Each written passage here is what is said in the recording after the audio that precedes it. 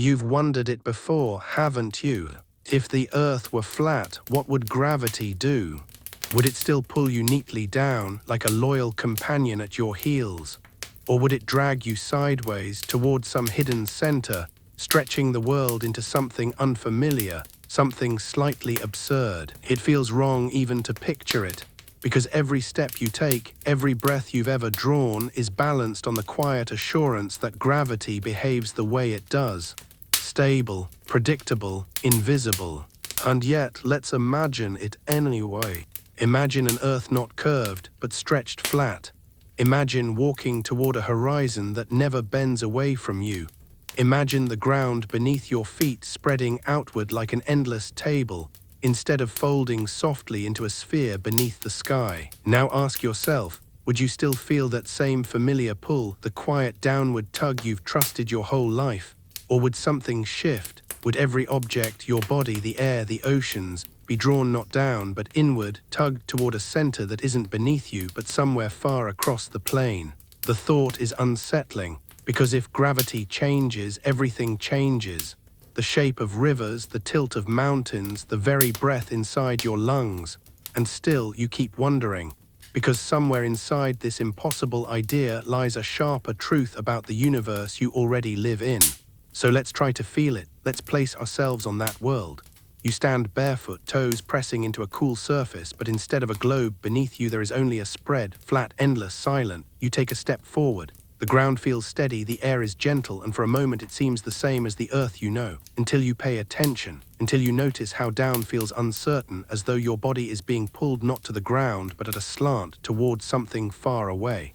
At first it's almost imperceptible, a faint tilt in your balance, a quiet pull in your bones, but walk further and it grows stronger. Like water always seeking the lowest point, you feel yourself being drawn toward the middle of the plane. Not downward in the way you've always known, but inward. Now you realize, on a flat Earth, gravity could not behave the same way. On a sphere, every object is pulled toward the center and down is always down. But on a disk, the edges would tug sideways, everything slanting toward the middle. You wouldn't feel steady, you wouldn't feel natural. Standing near the rim, you'd feel like you were on the side of a hill, sliding ever inward, even though the ground beneath your feet looked flat. This isn't just inconvenient, it's catastrophic. Tensions would pile up at the center, leaving the edges barren and dry. Air itself, that delicate blanket that keeps you alive, would thicken and collapse toward the middle, suffocating in one region and vanishing at the periphery. Mountains wouldn't rise into the sky, they would slump, tugged awkwardly, like wet sand collapsing under its own weight. And if you tried to walk, if you tried to live on this strange plane, every step would remind you, gravity is not cooperating. The world beneath you is flat, but your body belongs to a universe shaped by curves. But here's the thing, this thought experiment isn't about ridiculing the idea. It's not even about flat Earth itself. It's about revealing how deeply gravity defines what we call reality.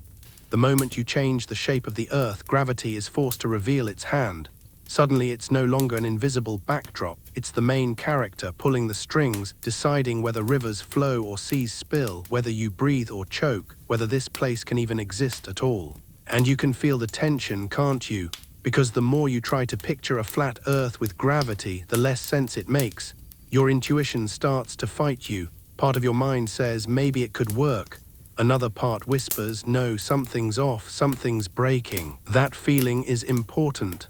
That discomfort is the doorway into a deeper understanding of why the Earth is the shape it is, and why gravity behaves the way it does.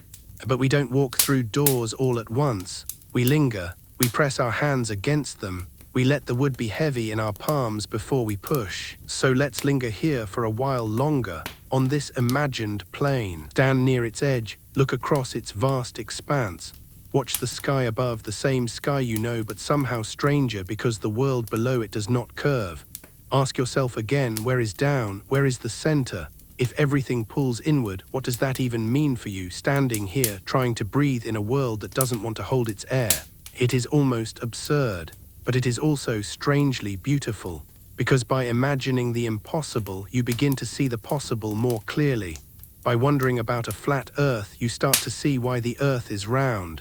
By twisting the laws in your mind, you start to understand how delicately they hold you. And this is only the beginning, because gravity on a flat Earth doesn't just challenge the shape of the ground. It challenges the very definition of force, of motion, of the way the universe fits together. So stay here with the question. Let it trouble you a little. Let it rattle the certainty you usually carry without thinking. What would gravity be like on a flat Earth? And what does your struggle to answer already reveal about the one you stand on now? The doorway is opening, and in the next step we'll push it wider. You've taken the first step. You've placed yourself on that impossible plane, felt the tug in your body, the tilt in your breath. At first it seemed manageable, just a small adjustment, as though gravity could be persuaded to bend itself into this new arrangement. But the more you linger here, the less comfortable it feels. The more you think, the more the world unravels. Because your intuition, your quiet inner compass, whispers to you that things should stay familiar. If the Earth is flat, gravity should still work the way it does here. You should be able to stand straight, to drop a stone and watch it fall neatly at your feet, to pour water into a glass without it sliding sideways. Surely gravity wouldn't betray you, not after holding you so loyally your entire life. But then you test it, you imagine dropping that stone, and suddenly the cracks begin to show. On a flat plane there is no single center beneath you, there is no one point that down can mean. If the force is pulling everything toward the middle of the disk, then that stone won't fall straight, it will slide ever so slightly inward. It will betray you. Now imagine standing not at the center of the plane, but somewhere far out toward the edge. You try to balance, you shift your weight, but you realize that your body is leaning subtly, involuntarily, because the pull isn't directly beneath you. It's angled, it's always dragging you inward. To you it feels like trying to stand upright on a slope, except the ground beneath your feet looks flat. Your intuition breaks a little more. You drop another stone and it doesn't fall where you expect. You pour water and it doesn't rest evenly. It flows always toward the middle, pooling in a strange, impossible sea. You breathe and even the air feels heavier, denser toward the center, thinner at the edges. And then a sharper thought pierces through you. If the air itself slides inward, what happens at the rim? Does it vanish? Does it spill into the void, leaving you gasping in silence?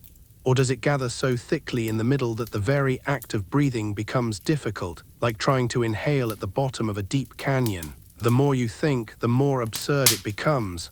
And yet that absurdity is powerful, because it reveals the limits of your instinct. You see, intuition is shaped by habit, by experience.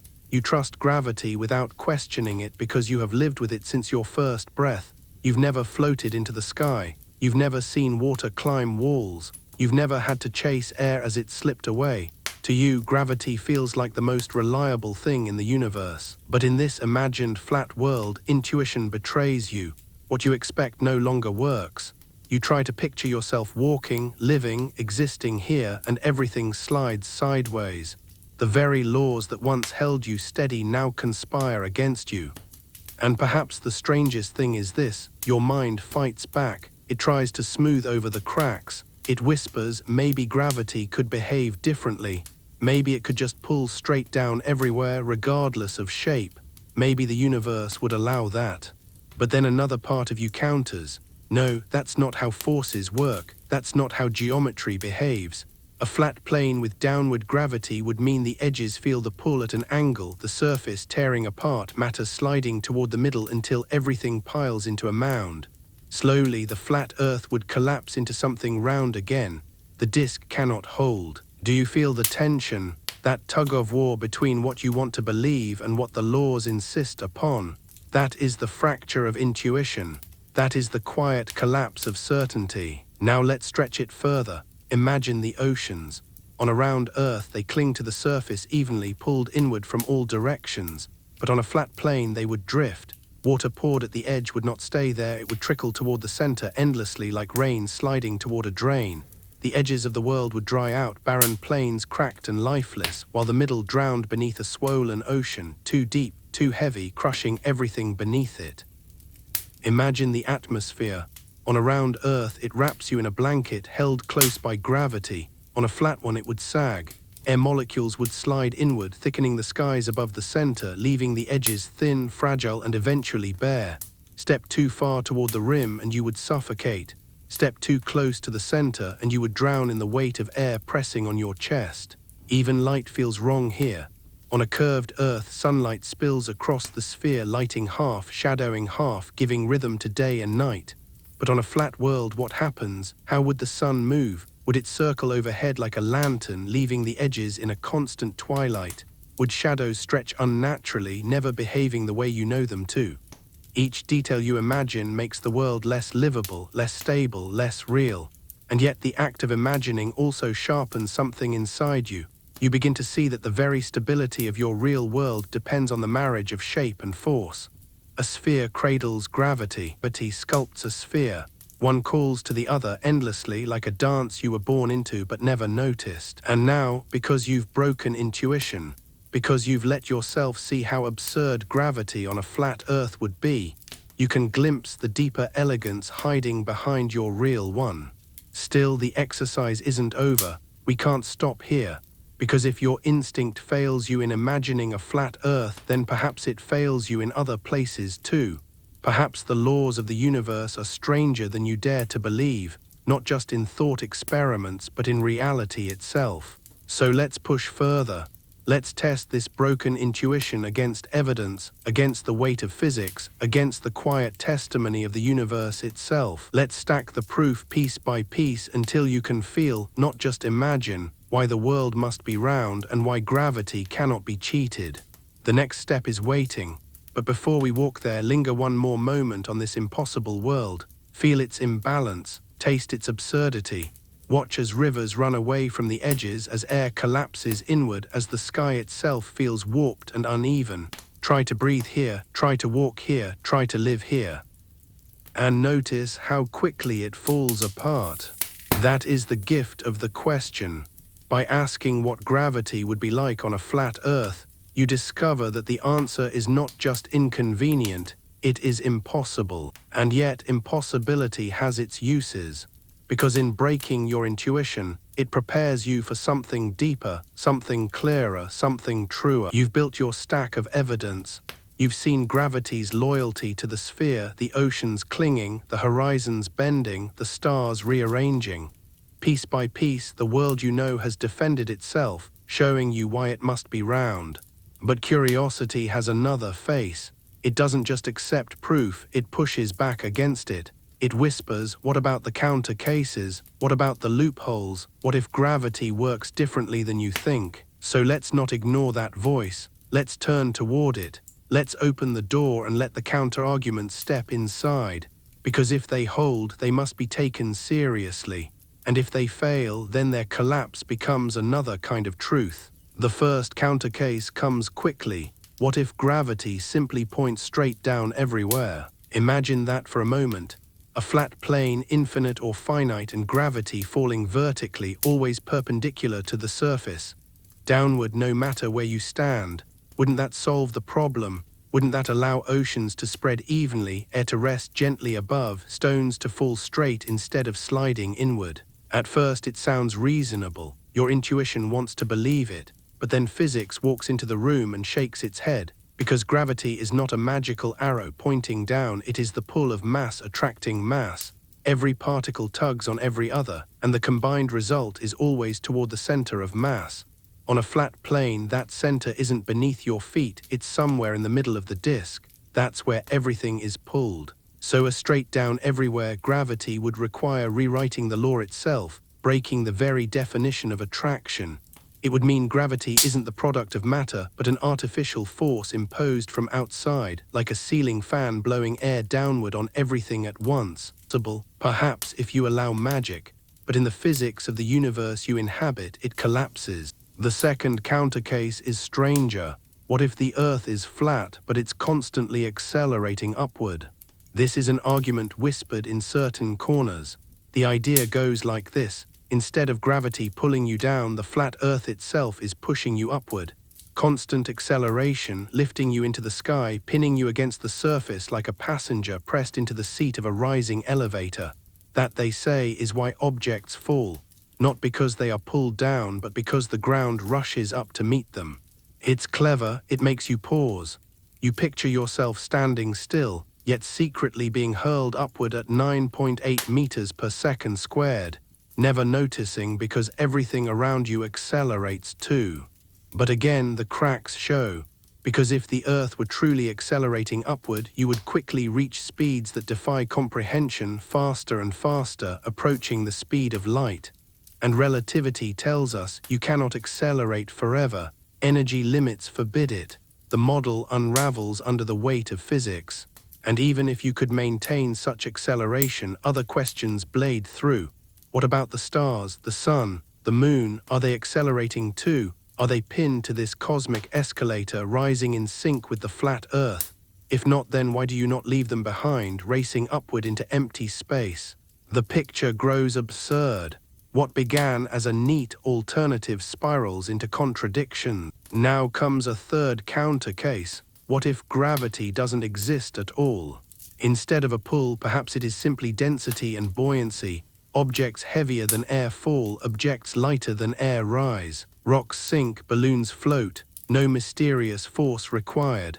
On a flat Earth, this argument goes, things find their place by weight, not by attraction. And again, at first it sounds clean, simpler. No invisible pull, no curved space, no unseen hand, just density.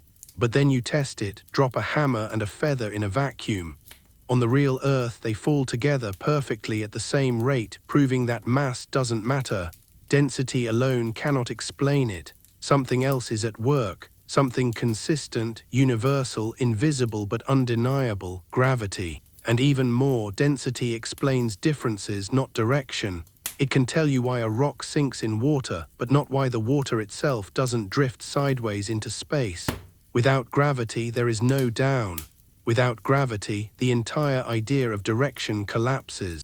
The counter cases multiply. Some suggest a dome of atmosphere sealed above the flat Earth, holding everything in. Some imagine edges ringed by walls of ice, preventing oceans from spilling away. Others propose forces we cannot see, mechanisms we cannot test, corrections added after the fact to keep the fantasy alive. But each of these counter cases shares a weakness. They require exceptions. They require rewriting the rules. They require special pleading. Instead of one elegant law, gravity shaping mass, they demand patches, add-ons, invisible scaffolds.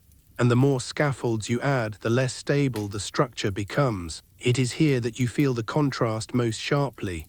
On a round Earth, one principle explains it all. Mass attracts mass. That law alone accounts for oceans, for horizons, for stars, for shadows. On a flat Earth, by contrast, every question breeds another patch, every problem demands a workaround. It is not elegant, it is brittle. But don't dismiss these counter cases too quickly. They serve a purpose. They remind you that doubt is creative, that even flawed alternatives sharpen your understanding of the truth. By imagining the impossible, you discover the strength of what is real. And so let us treat them not as failures, but as teachers. Let the idea of downward gravity everywhere remind you that forces must come from matter, not magic. Let the dream of constant upward acceleration show you the limits of speed, the reality of relativity. Let the vision of density instead of gravity remind you that direction itself is a gift of attraction. Each countercase collapses, but in collapsing it leaves behind clarity. And there is one more lesson they whisper to you, that the truth of the universe does not need to hide. It does not require scaffolds or tricks. It reveals itself in patterns you can touch, see, feel, measure. It is consistent, it is elegant, it is whole. So linger with these failed possibilities a moment longer. Imagine a dome above your head, a wall of ice at the edges, a world accelerating endlessly through space. Taste their strangeness. Notice how they bend, twist, contradict themselves, and then feel the quiet relief of returning to the simple curve of a sphere held by gravity's hand. The counter cases are not wasted, they are stepping stones. By walking across them, you arrive more firmly on the other side. And the other side is where synthesis begins. The weaving together of broken intuition, stacked evidence, failed alternatives, threads pulled into a single tapestry. That is where we must go next. But for now, rest with the questions. Let them echo a little longer. What if gravity pointed straight down everywhere? What if the Earth were rising beneath you? What if there were no gravity at all? And then, as those echoes fade, feel the silence that remains. A silence filled not with confusion, but with clarity waiting to be named. You've built your stack of evidence. You've seen gravity's loyalty to the sphere, the oceans clinging, the horizons bending, the stars rearranging. Piece by piece, the world you know has defended itself, showing you why it must be round. But curiosity has another face. It doesn't just accept proof, it pushes back against it. It whispers, what about the counter cases? What about the loopholes? What if gravity works differently than you think? So let's not ignore that voice. Let's turn toward it. Let's open the door and let the counter-arguments step inside. Because if they hold, they must be taken seriously. And if they fail, then their collapse becomes another kind of truth. The first counter case comes quickly. What if gravity simply points straight down everywhere? Imagine that for a moment. A flat plane, infinite or finite, and gravity falling vertically, always perpendicular to the surface. Downward no matter where you stand.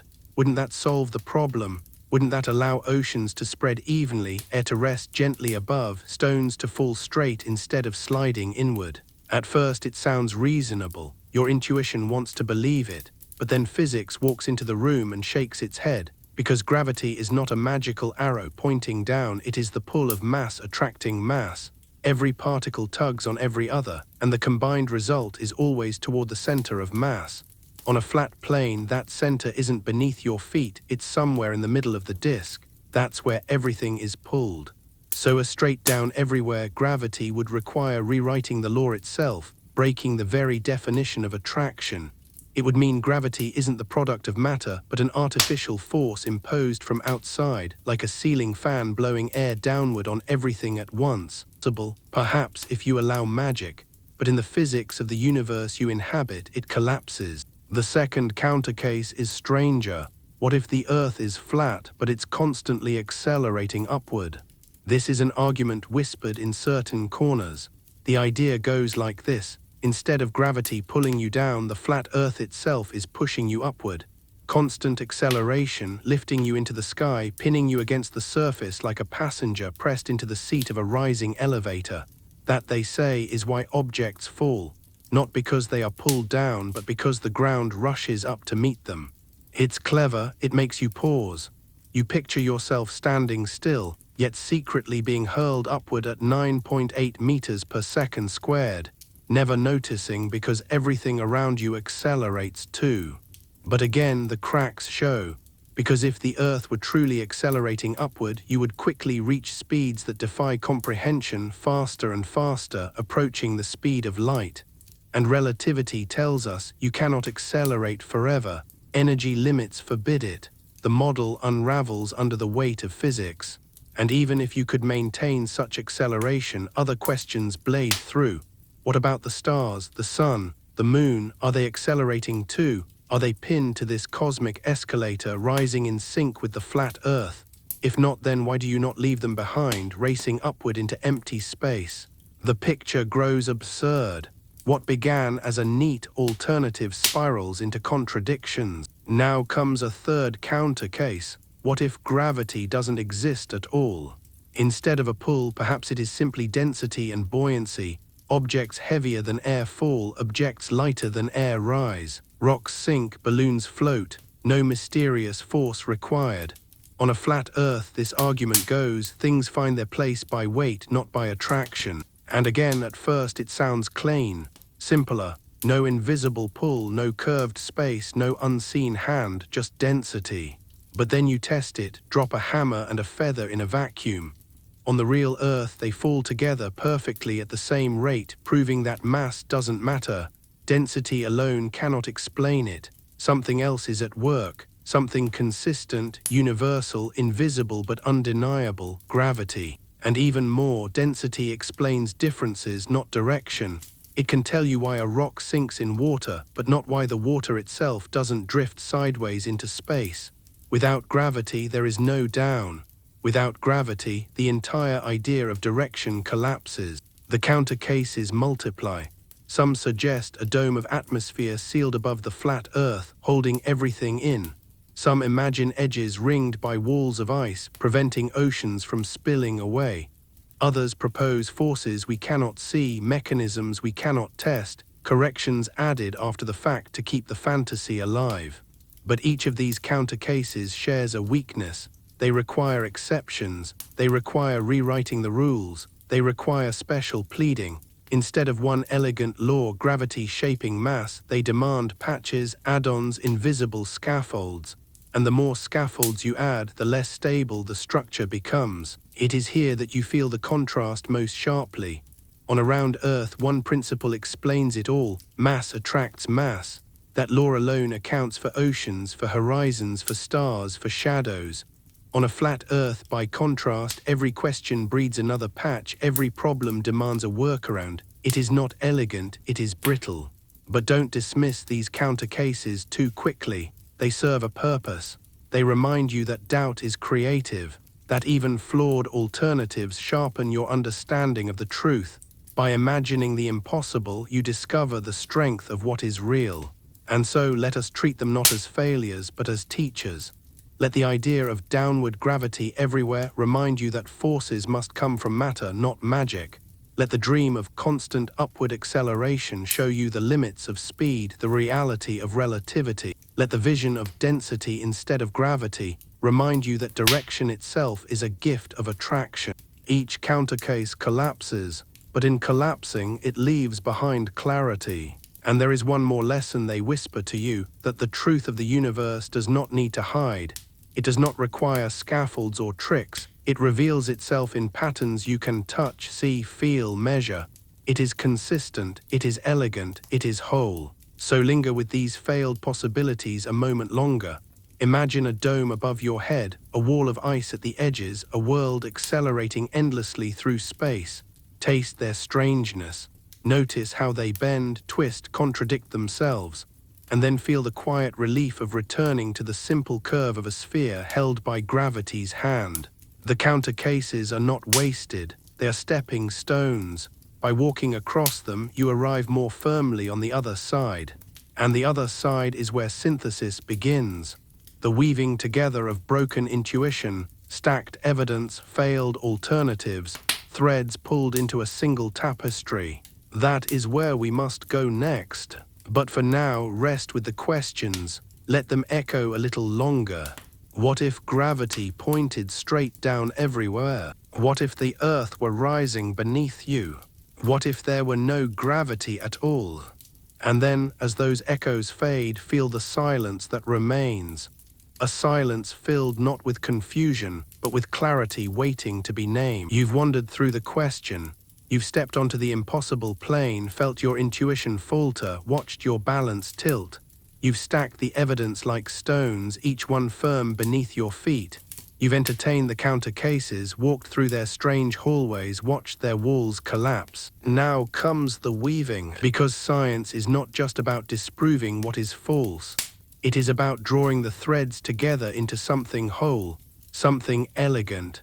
Something that doesn't just resist collapse, but stands tall with its own quiet inevitability. So take a breath, let the fragments settle, and let's look at the tapestry as it emerges. At its center lies a simple truth: gravity shapes spheres. You've seen it in oceans clinging, in shadows curving, in horizons bending. You've seen it in the stars overhead, shifting with latitude. You've felt it in the very consistency of down, no matter where you stand on the globe. And you've tested the alternatives one by one, only to watch them fail. The result is not merely that the Earth is round. The result is that the Earth must be round. Given mass, given time, given the pull of gravity, no other shape can endure. A disk would collapse. A flat plane would sag, break, tilt, fold into itself. A sphere is not an option. It is the inevitable end of the dance between matter and attraction. But let's slow down here, because inevitability can sound cold, mechanical, as though the universe were nothing more than an equation grinding forward, indifferent to meaning. And yet, when you step back, there is something profoundly poetic about it. Think of a droplet of water suspended in air. Surface tension pulls it inward, rounding it, smoothing it, making it whole. Now zoom outward past droplets, past oceans, past clouds, past planets and stars. The same principle holds. Gravity is the universe's version of surface tension, a rounding, a smoothing, a sculpting. Matter pulled into spheres as though the cosmos cannot resist symmetry. It means that Earth's shape is not an accident. It is an echo of a universal rhythm. It is the same rhythm that shapes stars, moons, planets, even galaxies curled in spirals. You are not standing on a random lump of rock. You are standing on a note in the music of gravity. Now consider what that means for your life. Every breath you take, every step you walk, every glass of water you drink is possible because gravity and roundness conspire together. If Earth were flat, oceans would flee, air would vanish, balance would fail. The conditions for life would collapse. The fact that you are here, listening, imagining, wondering, is itself proof that the world is round. Your existence is evidence. And yet the question of the flat Earth remains useful, not because it might be true, but because it sharpens your sense of the truth. By picturing the impossible, you notice what you've overlooked. You realize that the ordinary world you take for granted is extraordinary in its coherence. You notice that down is not trivial, that ocean staying in place is not inevitable, that air wrapping you is not guaranteed. You see the miracle hidden in the mundane. That is the gift of synthesis, the weaving together of knowledge and wonder. So let's gather the threads. From broken intuition, you learn that your instincts are fragile, that they can mislead you when torn from their usual context. You felt the strangeness of sideways pull, the unease of walking on a plane that refused to cooperate with your balance. From evidence, you built a foundation. Ships sinking below horizons, shadows curving across the moon, stars rearranging themselves in the sky, oceans resting evenly, air wrapping consistently. You saw the elegance of gravity demanding roundness over and over again. From counter cases, you gained humility. You saw how alternative ideas try to patch the cracks, how they invent domes, walls, upward accelerations. And you saw how they fail not as jokes but as lessons, teaching you where truth is strong. Now all of it comes together. Intuition broken, evidence stacked, counter cases dismantled, leaving only the shape of synthesis. And the shape is a sphere, not a fragile sphere but an inevitable one. Take another breath. Imagine holding the earth in your palm like a marble. Feel its weight, its smoothness, its curve beneath your thumb.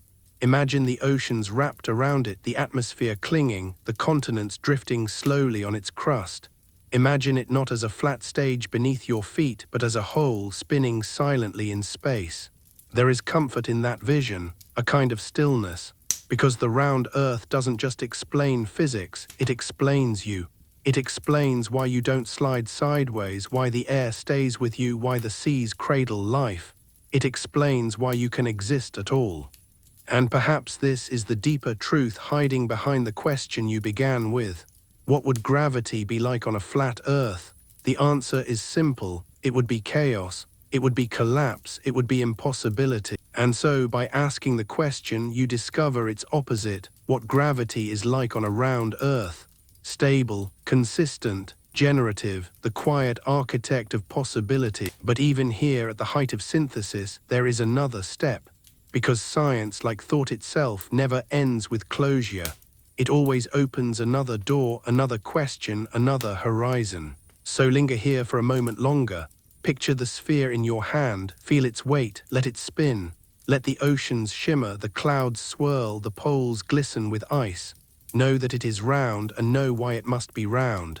And then ask yourself what lies beyond this. If gravity shapes the Earth into a sphere, what else does it shape? What about stars? What about the universe itself? What about space-time bent and curved by invisible hands? This is where the open loop begins, the part of the story where the question expands, refusing to let you rest too comfortably. Because the Earth's roundness is not the end of the tale, it is only one note in a cosmic song. And the song is still playing. We'll step into it soon.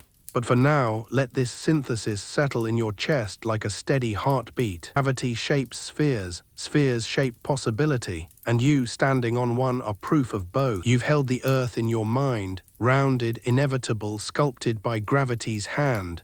You felt the weight of proof, the elegance of the sphere, the collapse of alternatives. For a moment, it seemed as though the story could end there, closed, settled, secure. But gravity doesn't stop at the edge of Earth. It doesn't pause politely at the boundaries of your planet as though its work were finished. Gravity reaches outward, always outward. It stretches into the moon's orbit, across the span of the solar system, across the spaces between stars. It weaves through galaxies, bending them, holding them, shaping the very architecture of the universe. And so the question lingers, restless. If gravity could not permit a flat Earth, what else does it forbid? What other shapes, what other dreams are quietly erased by its hand? Think of the moon. You've seen it rise, pale and luminous, pulling tides across your oceans. Its surface is scarred with craters, pocked with impacts from ancient collisions. And yet beneath those scars the moon is round, not because someone designed it that way, not because symmetry is pretty, but because gravity leaves no choice. Even in silence, even in violence, it sculpts toward roundness. Look further, Mars dry and red, with valleys carved by water long gone, round. Jupiter swollen with storms, striped with winds, round. Saturn wrapped in rings of ice, round. Even tiny Pluto, once demoted, still carries the same truth in its frozen face, round. Over and over, the universe repeats itself, as though rehearsing a mantra, round, round, round. Now ask yourself, why? Why should roundness be the preferred shape of existence? Why not cubes or pyramids or disks stretched wide? The answer lies in balance. A sphere is the shape that equalizes pull. It is the geometry of rest, the form of least resistance, the shape that gravity insists upon because any other arrangement would collapse. A cube would crumble at its corners, a disk would sag at its edges. Only the sphere survives. And this is not just a rule of planets. Stars too, under their own enormous weight, become round. Even the sun above you, that endless furnace burning through hydrogen at scales you cannot imagine, it is round. Its surface boils, its flares erupt, but its body curves into the same eternal shape. The roundness is everywhere, and if you listen closely, it almost feels like a voice. A whisper through the cosmos, this is the way matter rests, this is the way the universe breathes. But then comes another thought, sharp, unsettling. If gravity shapes spheres, then what about the universe itself? You've learned that space is not empty. It is fabric, bendable, stretchable, warped by mass. Gravity does not simply pull objects together, it curves spacetime itself. That is why planets orbit, why galaxies spiral, why even light can bend around massive bodies. It means that the universe is not a stage where gravity acts. Gravity is the stage, it is the shape of the stage. And so the question stretches further. If gravity is capable of sculpting not only matter but space itself, then what is the shape of everything? What is the shape of the cosmos? Is it flat, infinite, stretching without end? Is it curved, finite, looping back on itself like the surface of a sphere? Or is it something stranger, beyond the reach of analogy, beyond the reach of imagination? Your intuition fails here, just as it failed when you tried to picture gravity on a flat Earth. Because you are small and the universe is vast, and the shapes it allows are not the shapes you were built to imagine. Still, gravity does not care about your limits. It acts, it shapes, it bends. Galaxies cluster together in webs stretched across billions of light years. Black holes form, collapsing matter into points so dense that even light cannot escape. Stars die, explode, scatter their elements across space, only to be gathered again by the same invisible hand, reborn in new forms. Roundness is only the beginning. Now return for a moment to where you started, a flat Earth. A strange idea, unsettling and absurd. But now zoom outward, a flat universe, an infinite plane. What would gravity do there? Would it behave the way it does here? Would it pull matter inward, or would the fabric itself collapse, folding into something smaller, something rounder, something inevitable? The question is dizzying, and that is the point. Because science is not about collecting answers like trophies. It is about expanding the horizon of questions. Every truth you uncover opens another door, another possibility, another mystery waiting to be felt. The roundness of Earth is only a thread in a far greater fabric. So let your mind wander. Imagine galaxies not as pinpricks of light but as spheres of fire, drawn together, colliding, merging into larger forms. Imagine the universe itself, curved in ways your senses cannot grasp. Imagine standing on the edge of everything and realizing there is no edge, only space folding back into itself endlessly. It is humbling, it is terrifying, and it is beautiful, because gravity is not just a force, it is a storyteller. It writes the shape of worlds, the dance of orbits, the destiny of stars. It has written your story too, pulling you down, holding you steady, allowing life to rise from oceans that would otherwise slide away. And here you are, asking what would happen if gravity were different. Here you are, peeling back the curtain on inevitability, only to discover that behind it lies not simplicity, but infinite depth. That is synthesis turning into wonder. That is knowledge transforming into mystery. So hold on to that. Let the thought hang in the air as you drift. If gravity refuses flatness for Earth, what else does it refuse for the cosmos? If it shapes spheres, what shapes are still waiting, larger, stranger, unseen? The loop is open now. The story is no longer about flat Earth. It is about the universe itself. And yet, even in that expansion, the original question still matters, because sometimes the smallest thought experiment, the childish picture of a flat planet, can crack open the largest mysteries. Sometimes absurdity is the doorway to truth. So don't close the door yet. Let it remain ajar. Let the light spill through. Let the question echo, shifting now from Earth to stars, from oceans to galaxies. What would gravity be like anywhere else? And in that echo, let yourself drift. You're drifting now further and further from the small thought experiment that began this journey. The flat Earth, the sideways pull, the impossible oceans, it all feels tiny compared to where you stand now. Gravity has pulled you outward, tugging at your imagination, dragging you into the cosmos. And here you are, suspended in space, staring at a universe written in curves. Everywhere you look, the signature of gravity is carved into reality. Take galaxies. From far away, they look like spirals of light, delicate, almost fragile, as though a hand had traced them with a brush dipped in fire. But those spirals are not accidents. They are choreographies of gravity. Billions of stars orbiting a center, bound by a pull so vast that even light bends to its will. Look closer and you see the great arcs of galaxy clusters, strands stretching across cosmic distances, weaving together into webs of matter and dark matter. The universe itself looks like lace, like filaments of silk stretched across the void. And behind that lace, behind the threads, you can see gravity hides in shadows, dark matter, invisible yet undeniable, pulling galaxies into place like pins in a cosmic map. But then, deeper still, there is something stranger. Black holes. These are gravity's most extreme expression. Places where mass collapses inward so completely that it tears spacetime itself. You've heard the phrase, not even light can escape. But sit with that for a moment. Imagine light itself, the fastest thing in existence, the thing that outruns time, pulled back, bent, swallowed. Imagine standing at an event horizon, the point of no return, where gravity is no longer a gentle tug but an abyss, an inevitability. A black hole is round too in its way. Its horizon is a sphere, perfect, unbroken. Even here at the edge of imagination, gravity insists on symmetry.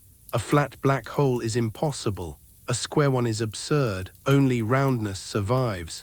And now ask yourself, if gravity writes black holes into being, what else might it be writing that you have not yet seen? Consider the expansion of the universe. Space itself stretches, galaxies drifting apart like leaves scattered on a pond. But why does it stretch? And what fights against that stretching? Gravity again, always gravity. It is the quiet counterweight pulling galaxies together while something else, something mysterious, something we call dark energy, pushes them apart. You stand between them in the balance of forces that shape everything. Gravity, the puller, expansion, the pusher, a cosmic tug of war.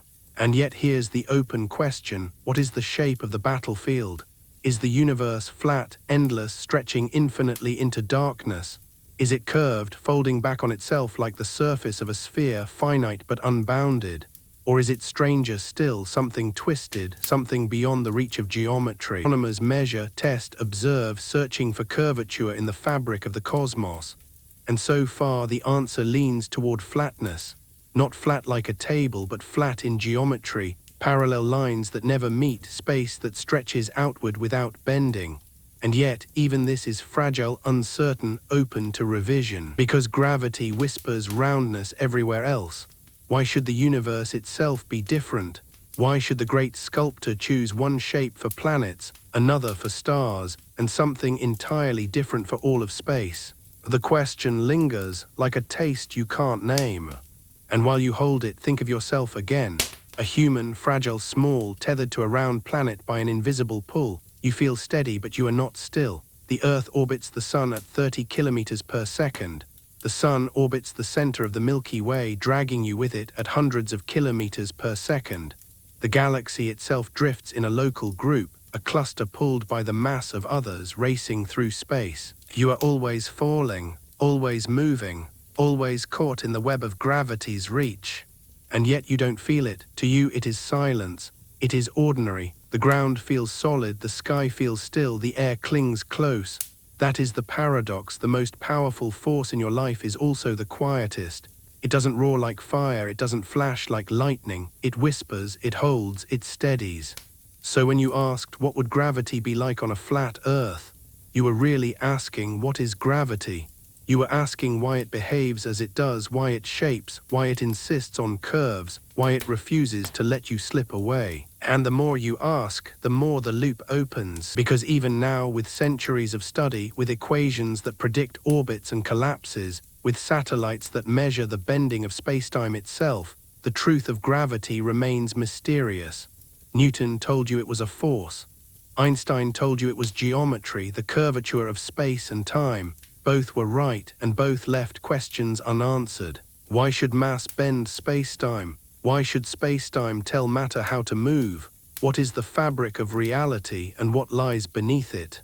You do know, no one knows, and maybe that's the point. Because the question of a flat Earth, absurd on its surface, was never really about geography. It was about mystery.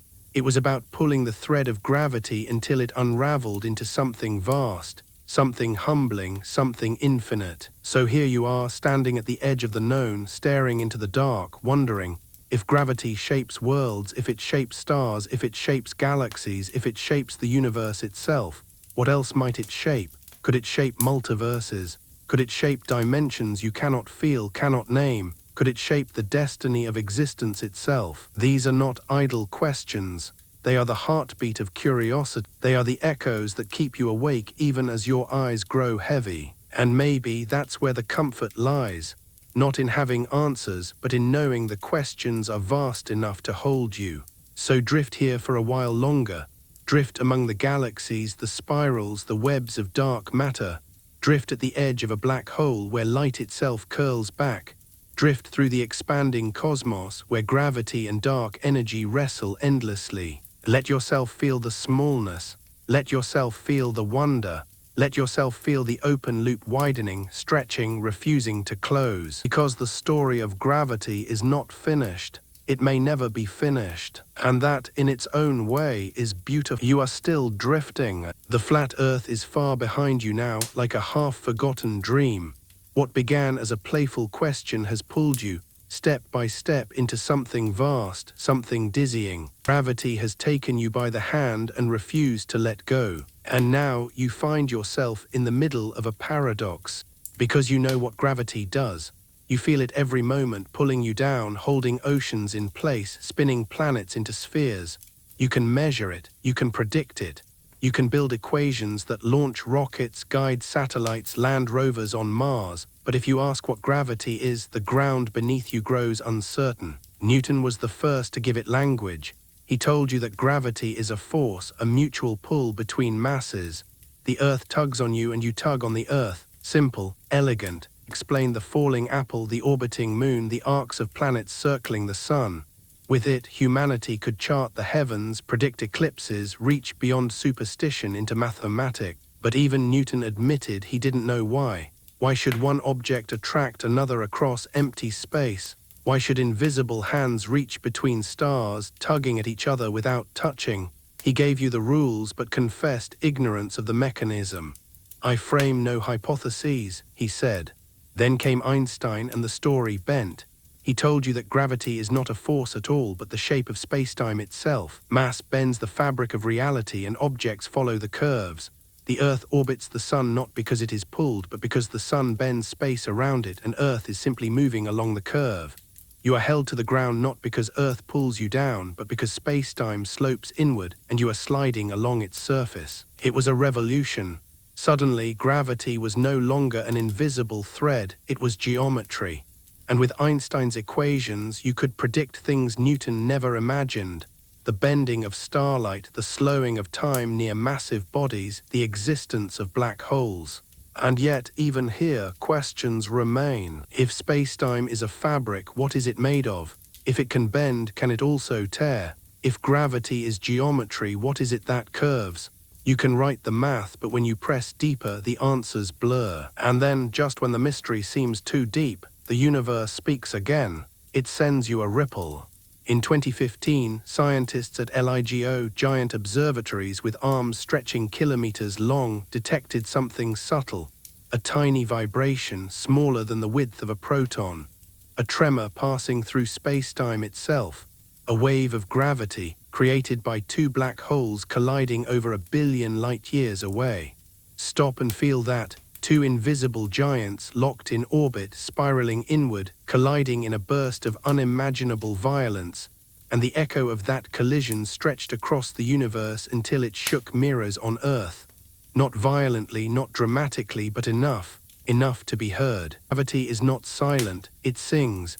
It hums across the cosmos, carrying the story of collisions, of deaths, of births. Every merger of black holes, every explosion of stars, every violent reshaping of mass sends ripples outward, whispering their history into the fabric of space. And now, with detectors tuned, you can listen.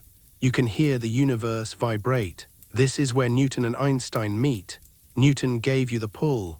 Einstein gave you the curves, and the waves confirm it. The fabric bends, the fabric moves, the fabric itself is alive. But again, your intuition falters. Because what is a wave in space-time, really? How can nothing ripple? How can emptiness shake? You do know, no one does. And yet the instruments record it, the data sings it. The proof is undeniable. The paradox deepens, but so does the wonder. And while you wonder, gravity keeps whispering larger truths. It does not only sculpt the past, it shapes the future. Think of the universe ahead. Right now it expands, galaxies rushing away from one another. Dark energy pushes outward faster and faster, but gravity resists. It tries to hold things together, to slow the expansion, to pull matter inward. The fate of everything rests in that tension. There are 3 possible endings. In one, dark energy wins. Expansion accelerates forever, galaxies drift apart, stars burn out, planets freeze. The universe grows cold, dark, silent, a heat death, a long night with no dawn. In another, gravity wins. Expansion slows, stops, reverses. Galaxies fall inward, stars collapse, space itself shrinks until everything converges in a single point. A big crunch, an end that mirrors the beginning. And in the third, balance holds. Expansion slows but never stops, stretching endlessly, thinning but never collapsing. A quiet equilibrium written across eternity. Which will it be? No one knows. The data leans toward dark energy, toward heat death, but certainty slips through your fingers. The question remains open, echoing across observatories, telescopes, minds. And perhaps that is the most human truth of all. Gravity, the force you thought you knew best, is still filled with mystery. So where does that leave you? It leaves you with wonder. It leaves you standing at the edge of knowledge, looking out at a horizon that bends away, not unlike the curve of Earth itself. You began with a question that seemed absurd. What would gravity be like on a flat Earth? And you discovered that the answer is not simply impossible, but revealing. Impossible worlds teach you why your world exists. Absurd questions lead to profound truths. And those truths keep expanding, spiraling outward, opening loops you cannot close. Gravity is not just the thing that holds your feet to the ground. It is the sculptor of planets, the singer of waves, the shaper of futures. It is the most familiar mystery you will ever encounter. So linger here a little longer. Imagine the ripples of colliding black holes brushing past you. Imagine galaxies drifting apart in slow motion. Imagine space-time bending beneath your weight, invisibly, inevitably. And then ask yourself softly, if gravity has written the story of the universe so far, what story is it still writing? What shapes are waiting unseen in the chapters ahead? The loop is wide open now. It refuses to close. And that refusal is the invitation to wonder, to imagine, to dream. Gravity is everywhere. You felt it in stars, in galaxies, in black holes swallowing light. You've stretched your mind to the edge of the universe, wondering about its fate. But before you lose yourself completely in distances too large to measure, come back, come closer, come home. Because gravity isn't only out there. It isn't only a sculptor of planets and space-time. It is also the most intimate companion of your life. Think about your body. From the moment you were born, gravity has been shaping you. Your muscles strengthened because you resisted its pull. Your bones grew dense because they bore its weight. Every step you take, every breath you draw is a negotiation with this invisible partner. Without gravity, your body would wither like astronauts floating in orbit, losing bone mass, their muscles thinning, their sense of balance unraveling. And yet you don't notice it. You don't thank it. You don't marvel at the way it holds you in place every second of every day. Lie down for a moment. Feel the weight of your body against the ground. That pressure, that contact, that undeniable downward pull, that is gravity pressing you into the story of Earth. It is quiet. It is constant. It is the most reliable presence in your life. Even your memories are steeped in it. Think of childhood, climbing a tree, feeling the tug as you hung from a branch. Jumping into water, the momentary flight before the splash. Falling from a bike, skin against gravel, pain sharp but instructive. Gravity was always there, turning moments into lessons, shaping the way you moved, teaching you caution, daring, resilience. And love, too, carries gravity. You speak of being drawn to someone, of falling for them. You describe attraction with the same word, pull. As if, deep down, you know that what binds you to another human is not so different from what binds you to the earth. Step outside, look at the sky. The sun arcs overhead, rising and setting, pulled into rhythm with your planet's rotation. You mark your days by this cycle, your seasons by the tilt of Earth's axis, your life by the passage of years. Gravity ties you to this rhythm. Without it, time itself would feel different, unmoored, drifting. And then in the smallest details, water flowing from a faucet, rain falling on your skin, coffee dripping into a mug, ink spilling across a page, all of it is gravity at work, unremarked, invisible, but always there. Now bring the cosmic back into this intimacy. The ripples of black holes you imagined earlier, they passed through you not metaphorically but literally.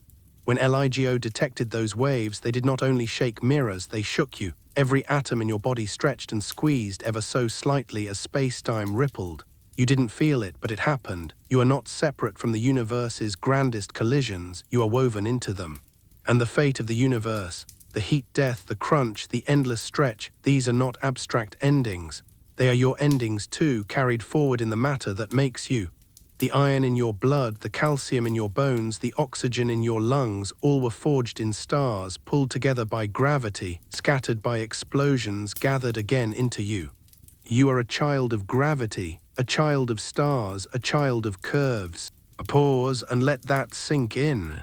Every inhale, every heartbeat, every thought flickering in your mind is made possible by an ancient story of attraction, collapse, and rebirth.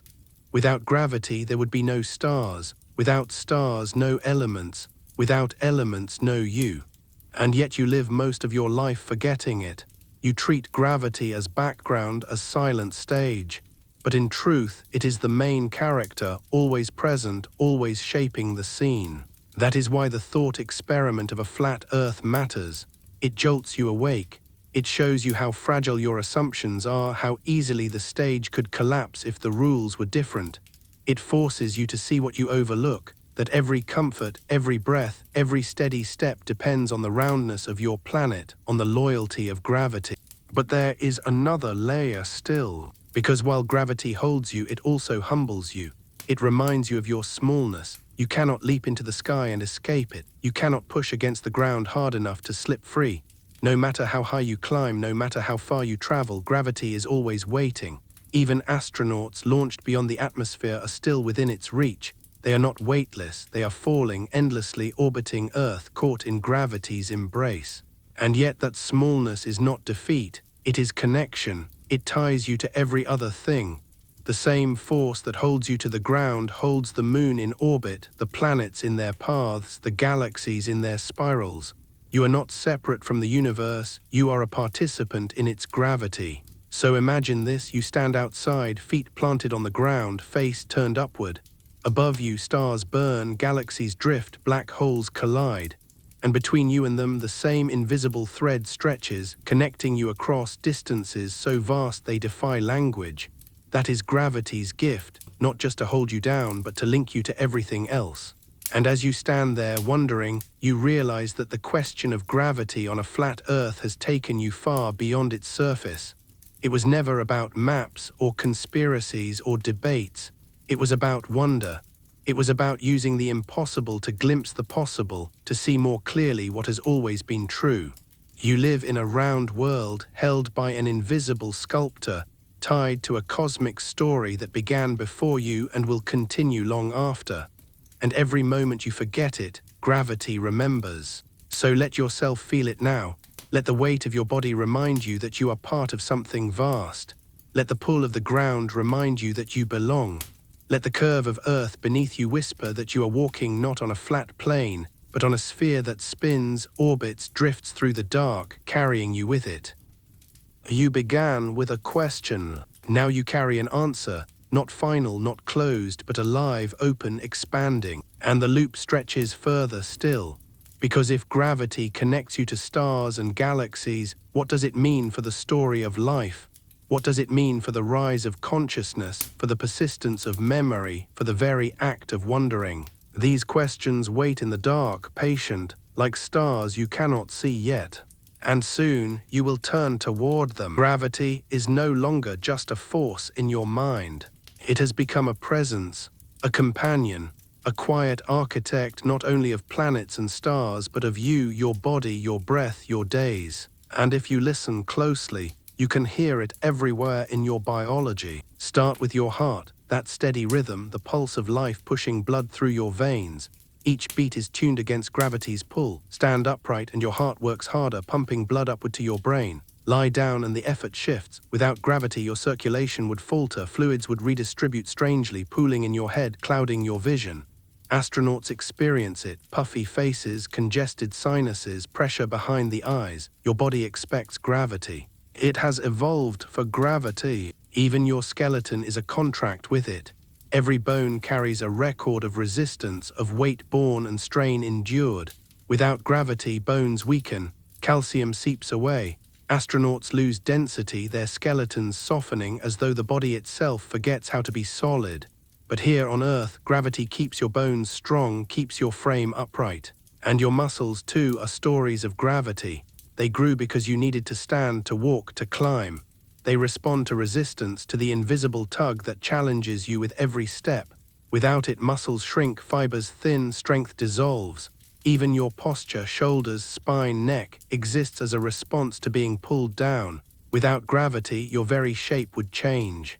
Pause and think of this: the way you look, the way you stand, the way you carry yourself. It is all a sculpture made by gravity. You are not only a child of stars, you are a child of weight. But gravity's influence doesn't stop at your body. It touches your sense of time itself. Einstein showed you that time bends with gravity.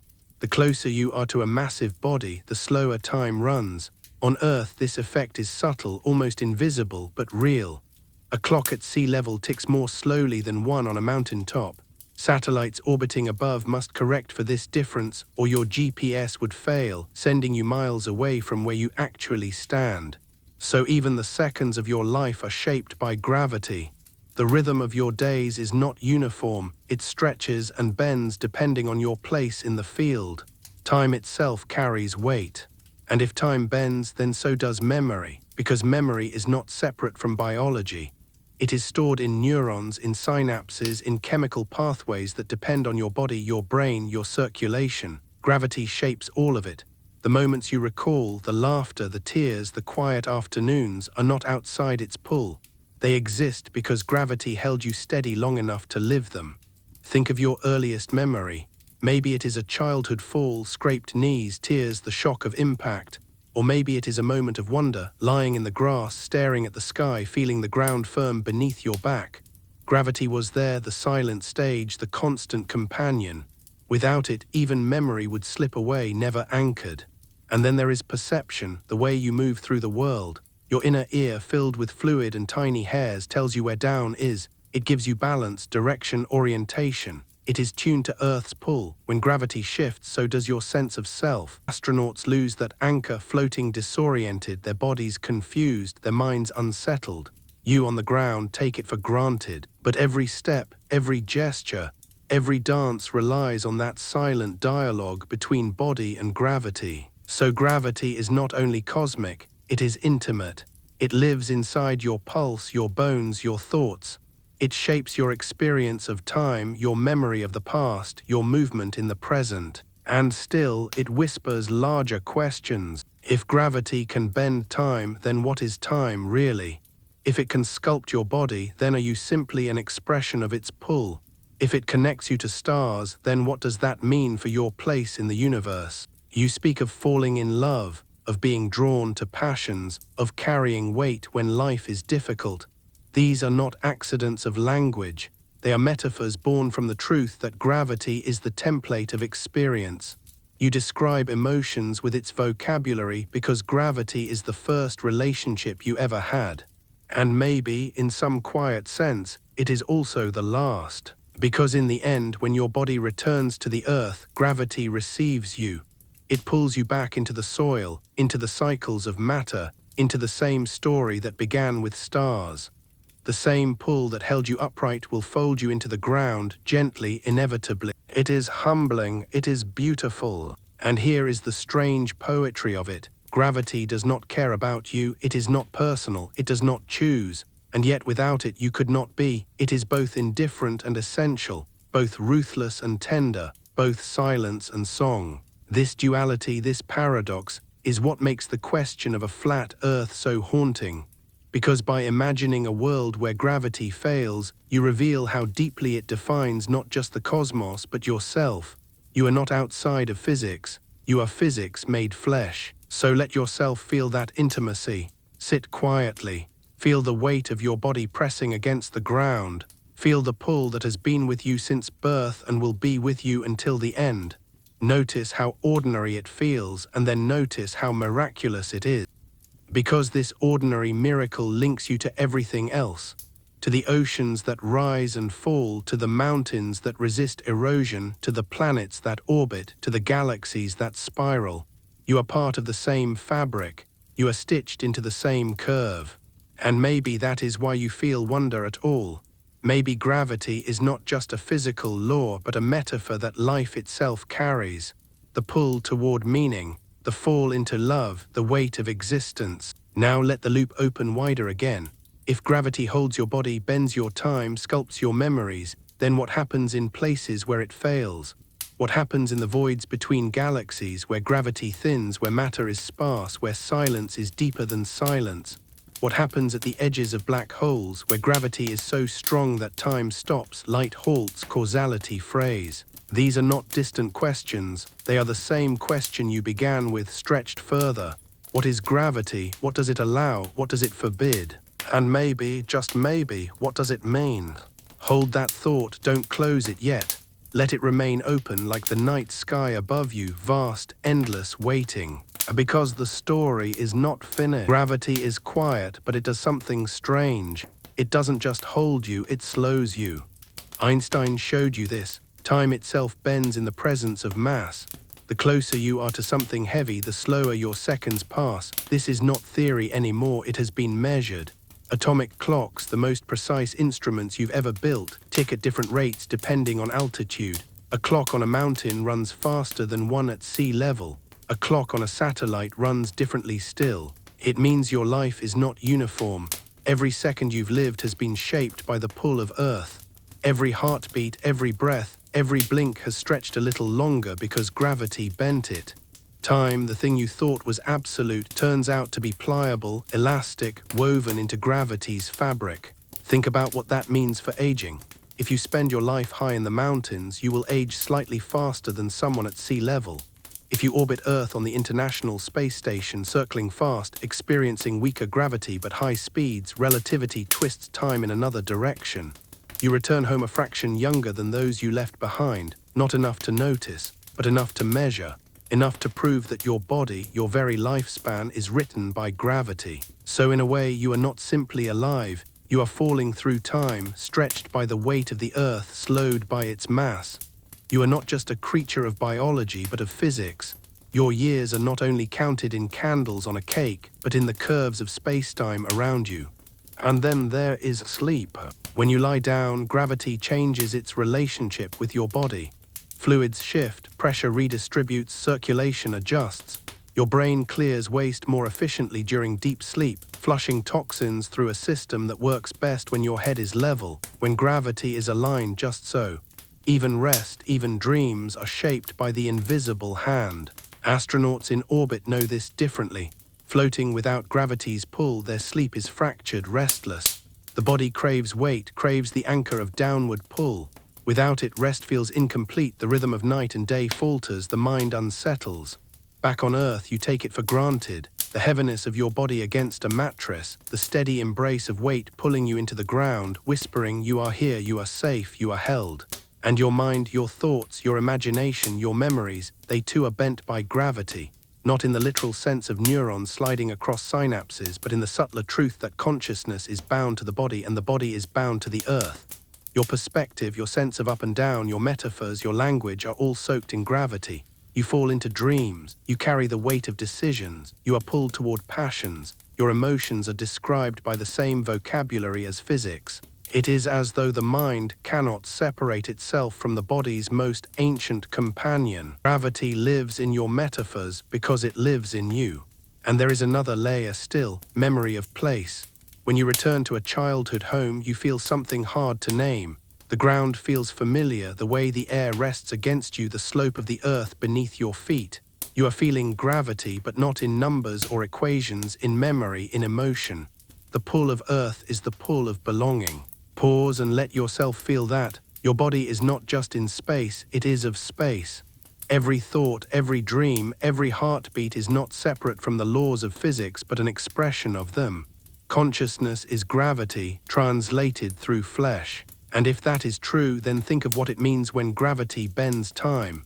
If your seconds stretch differently depending on where you are, then your very experience of self, of thought, of awareness is not fixed. It is fluid, it is relative. The person you are is not just a story of neurons, it is a story of curves in space-time. This is why astronauts describe something called the overview effect. Looking down on Earth from orbit, seeing the planet whole, curved, fragile, glowing in the dark, they feel a shift, a deep change in perspective.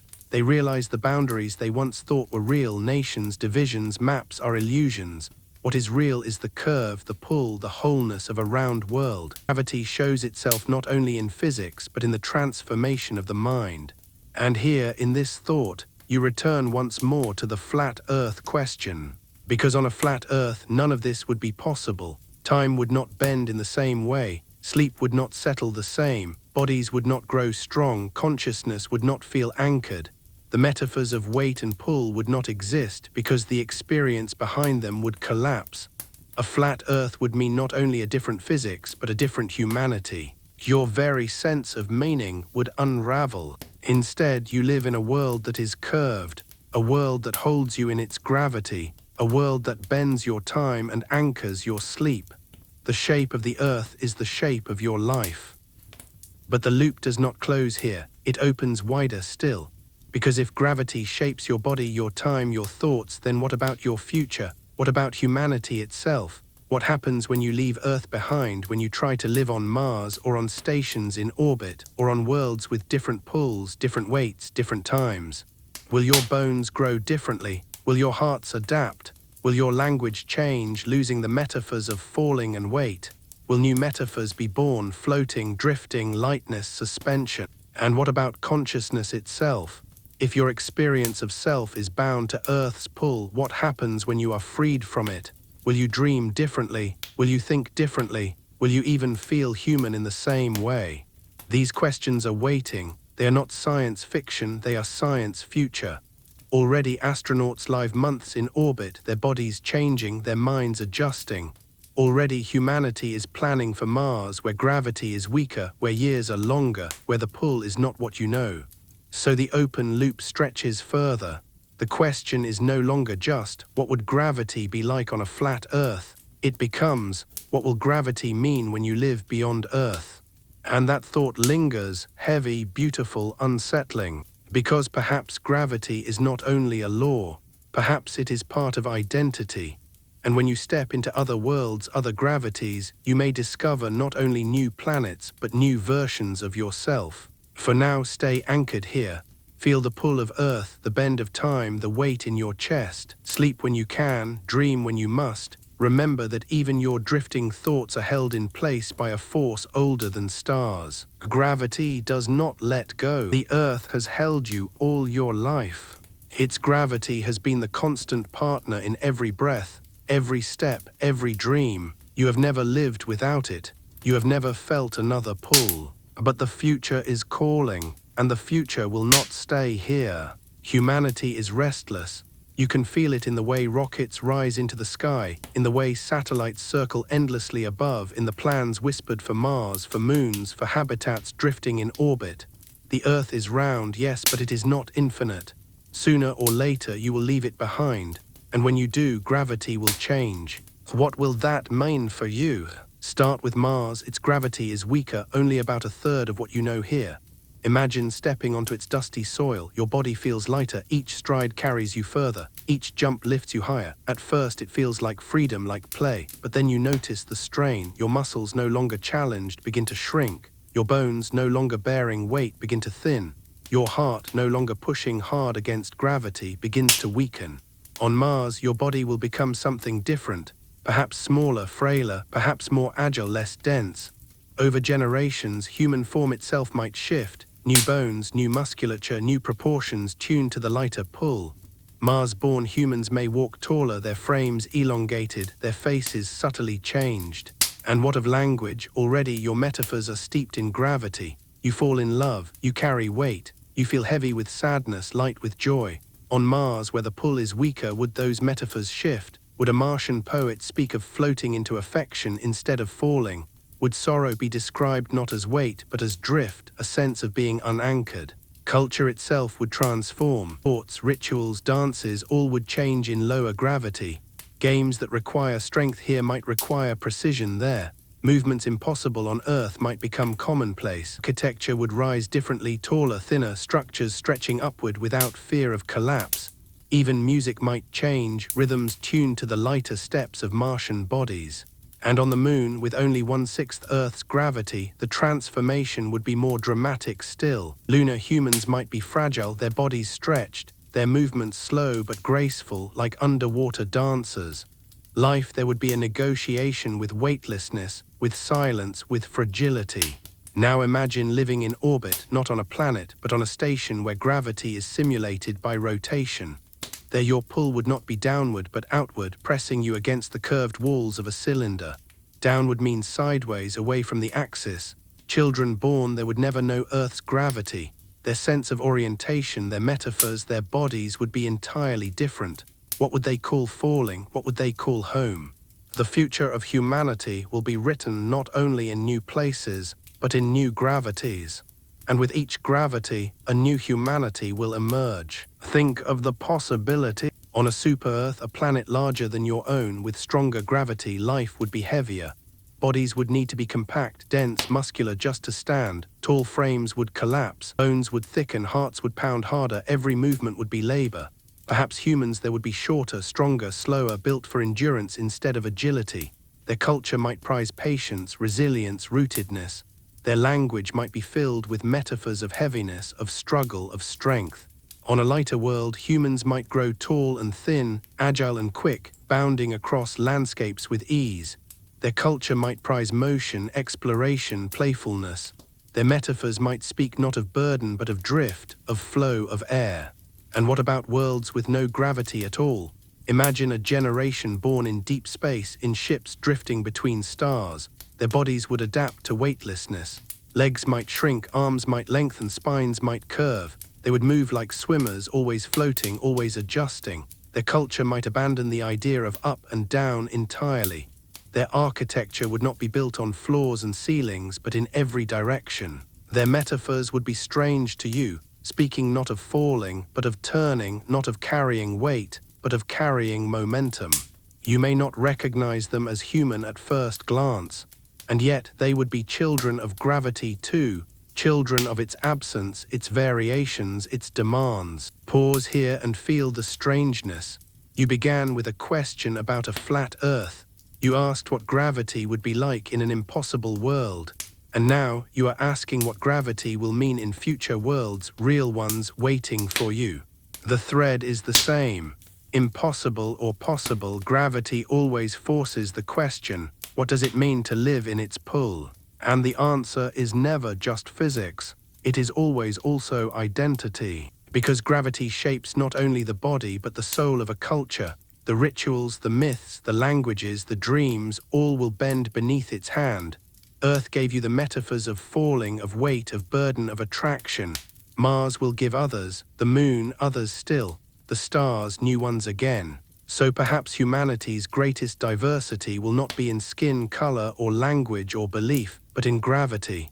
A species divided not by geography but by pull. Martians, lunars, spacers, earthbound, each shaped by a different weight, a different rhythm of time, a different relationship with the most ancient companion in the universe. And perhaps one day they will look at each other and realize, we are not the same anymore. We are cousins, not twins. We are branches of a tree that grows in many directions, each bent by a different invisible wind. It is a humbling thought. It is a thrilling thought. Because gravity, the thing that once held you down, may one day set you free. Free to become many things, many forms, many stories. But even then, even in the farthest future, the thread remains. Whether you are on Earth, Mars, a station, or drifting between stars, you will still be tied to the same law. Gravity may change its strength, its direction, its feel, but it will never vanish from the story. It will always be there, shaping you, reminding you that you are matter, that you belong, that you are held. So when you wonder what gravity would be like on a flat Earth, understand, the question is not just about physics. It is about possibility. It is about imagining the impossible to prepare for the possible. It is about seeing how deeply gravity shapes you now, and how it will shape you again in futures you cannot yet imagine. And those futures are coming. The rockets rise, the planets wait, the gravities call. Sooner or later, humanity will step into them. And when it does, you will discover not only new worlds, but new versions of yourself. For now, though, stay here a little longer. Feel Earth's pull one more time, the familiar weight, the steady ground, the rhythm you have always known.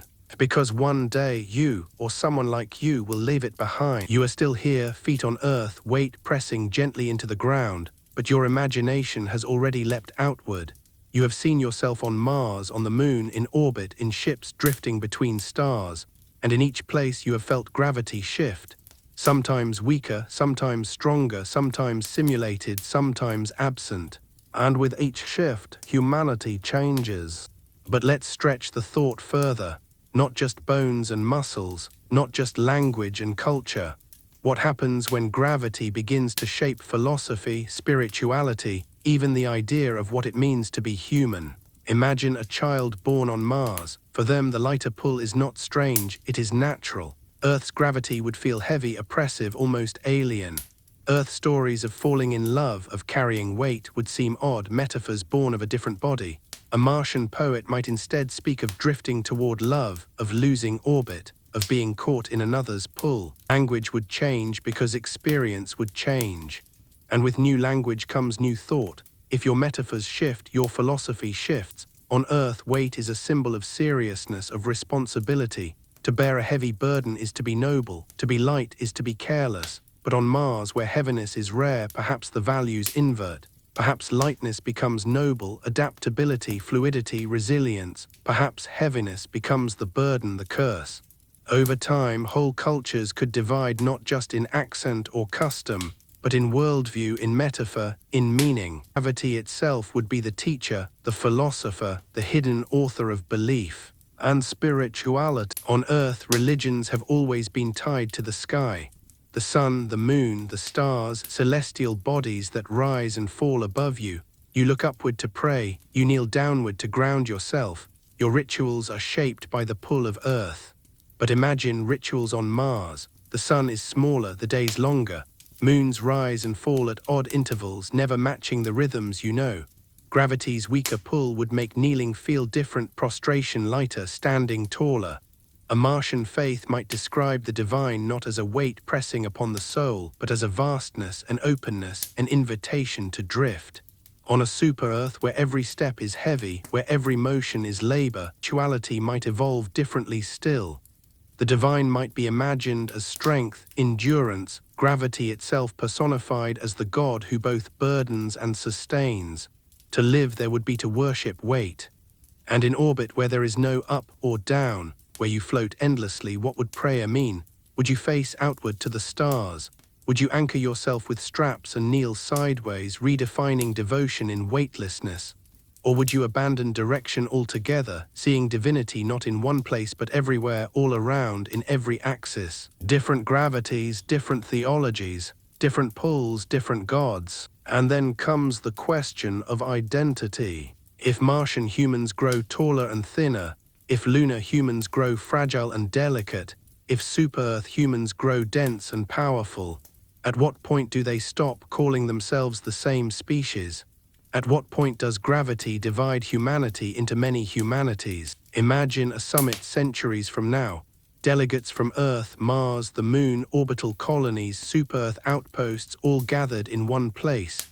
Their bodies different, their languages strange, their metaphors alien to one another. They share a common origin, but their gravities have made them cousins, not siblings. What would they think, looking at one another? Would they see kinship or difference? Would they feel unity or distance? And yet beneath it all they would share something deeper, the knowledge that they are all children of gravity, shaped by it, divided by it, but also connected by it. The invisible thread that binds matter would also bind identity. It is humbling, it is haunting, and it raises another question. What happens when these cultures meet again, after generations apart? When Martian philosophy encounters Earth philosophy, when lunar spirituality collides with orbital spirituality, when metaphors of heaviness meet metaphors of drift, conflict is possible, misunderstanding is inevitable, but so is wonder, so is exchange, so is the creation of something new. Gravity then becomes not only a physical force, but a cultural one. It shapes not only the ground you stand on, but the stories you tell, the gods you imagine, the metaphors you live by. And perhaps this has always been true. Think of Earth's own history, mountains, valleys, rivers, all carved by gravity. Civilizations rising along riverbanks, along fertile plains, in places where water flowed because gravity pulled it. Religions born on mountaintops, in deserts, by seas, all shaped by landscapes, and landscapes shaped by gravity. Even now, the placement of cities, the paths of trade, the movement of people are all written by the flow of water, the rise of land, the weight of air. You have always lived inside gravity's culture, even if you did not see it. The difference in the future is that it will be more explicit. Martians will know their gravity is different. Lunars will know theirs is weaker. Spacers will know they live without it. And each will carry that difference as identity, as philosophy, as story. Now pause and let that image settle. A humanity divided not by borders but by pulls. A humanity that evolves not only in genes but in gravities. And then stretch the thought even further. What happens if someday you meet another species, living on worlds with gravities far from your own? How would their bodies look? How would their philosophies differ? Would they even understand your metaphors of falling, of heaviness, of attraction? Or would they speak of entirely different forces, entirely different experiences beyond your comprehension? Gravity may not only divide humanity, it may divide life itself across the universe. But here is the deeper truth. The flat Earth question still lingers, because by imagining a world where gravity fails, you open the door to seeing how profoundly it shapes everything else. Without it, life collapses. With it, life diversifies.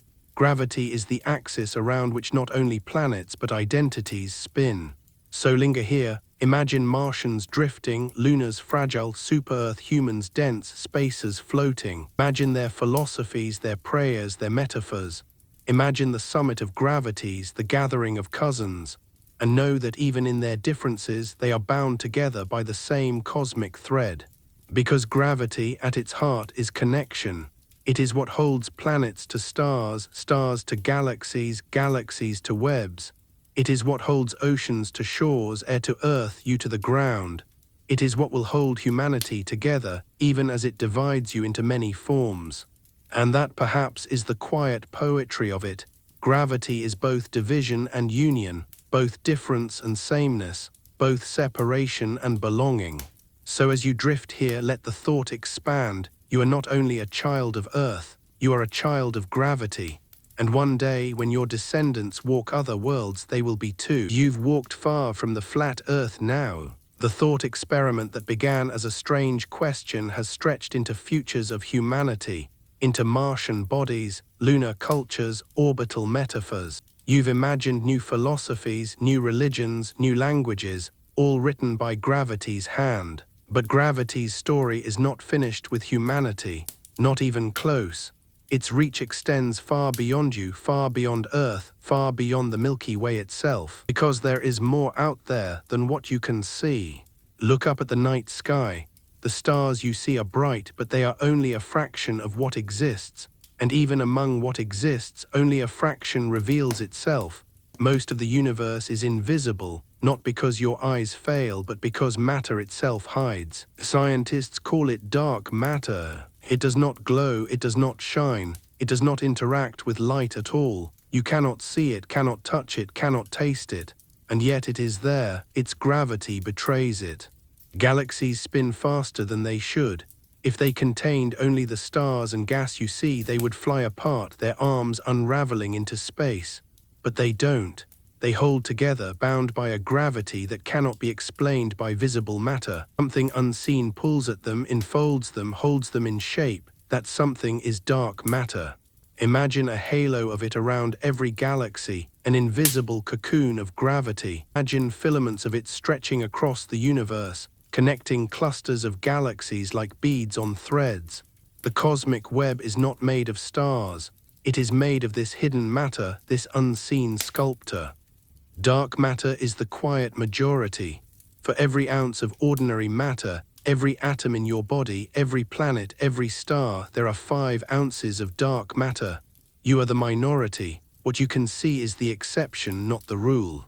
And then, stranger still, comes dark energy. If dark matter pulls, dark energy pushes.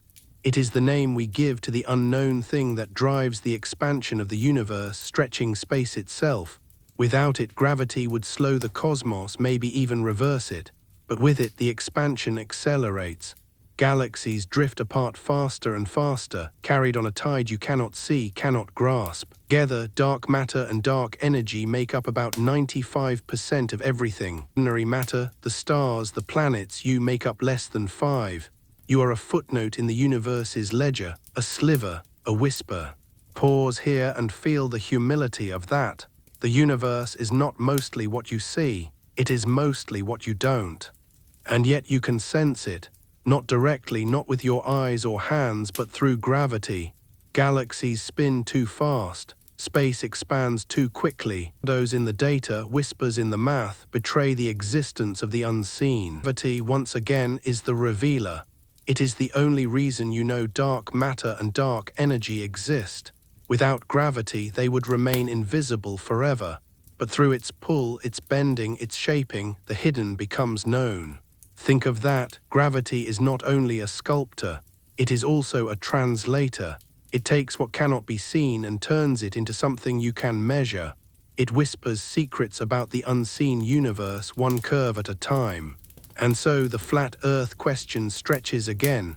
You asked what gravity would be like on a plane, and the answer unraveled into impossibility. Now you ask, what is gravity like when most of the universe is invisible, when most of what it shapes cannot be touched? The answer is both humbling and beautiful. Gravity does not care whether matter shines or hides. It pulls on stars, it pulls on dust, it pulls on dark matter alike. It is impartial, it is universal. It treats the visible and the invisible as equals. And maybe that is its deepest lesson, because your life too is shaped by things you cannot see. The gravity of memory, the pull of longing, the weight of choices not yet made. You are shaped as much by the unseen as by the seen. The cosmos mirrors you in this. Now step even further. Imagine a supermassive black hole at the center of a galaxy, billions, even billions of times the mass of the sun. Its gravity so strong that stars orbit around it like moths around a flame. Every galaxy has one, including your own.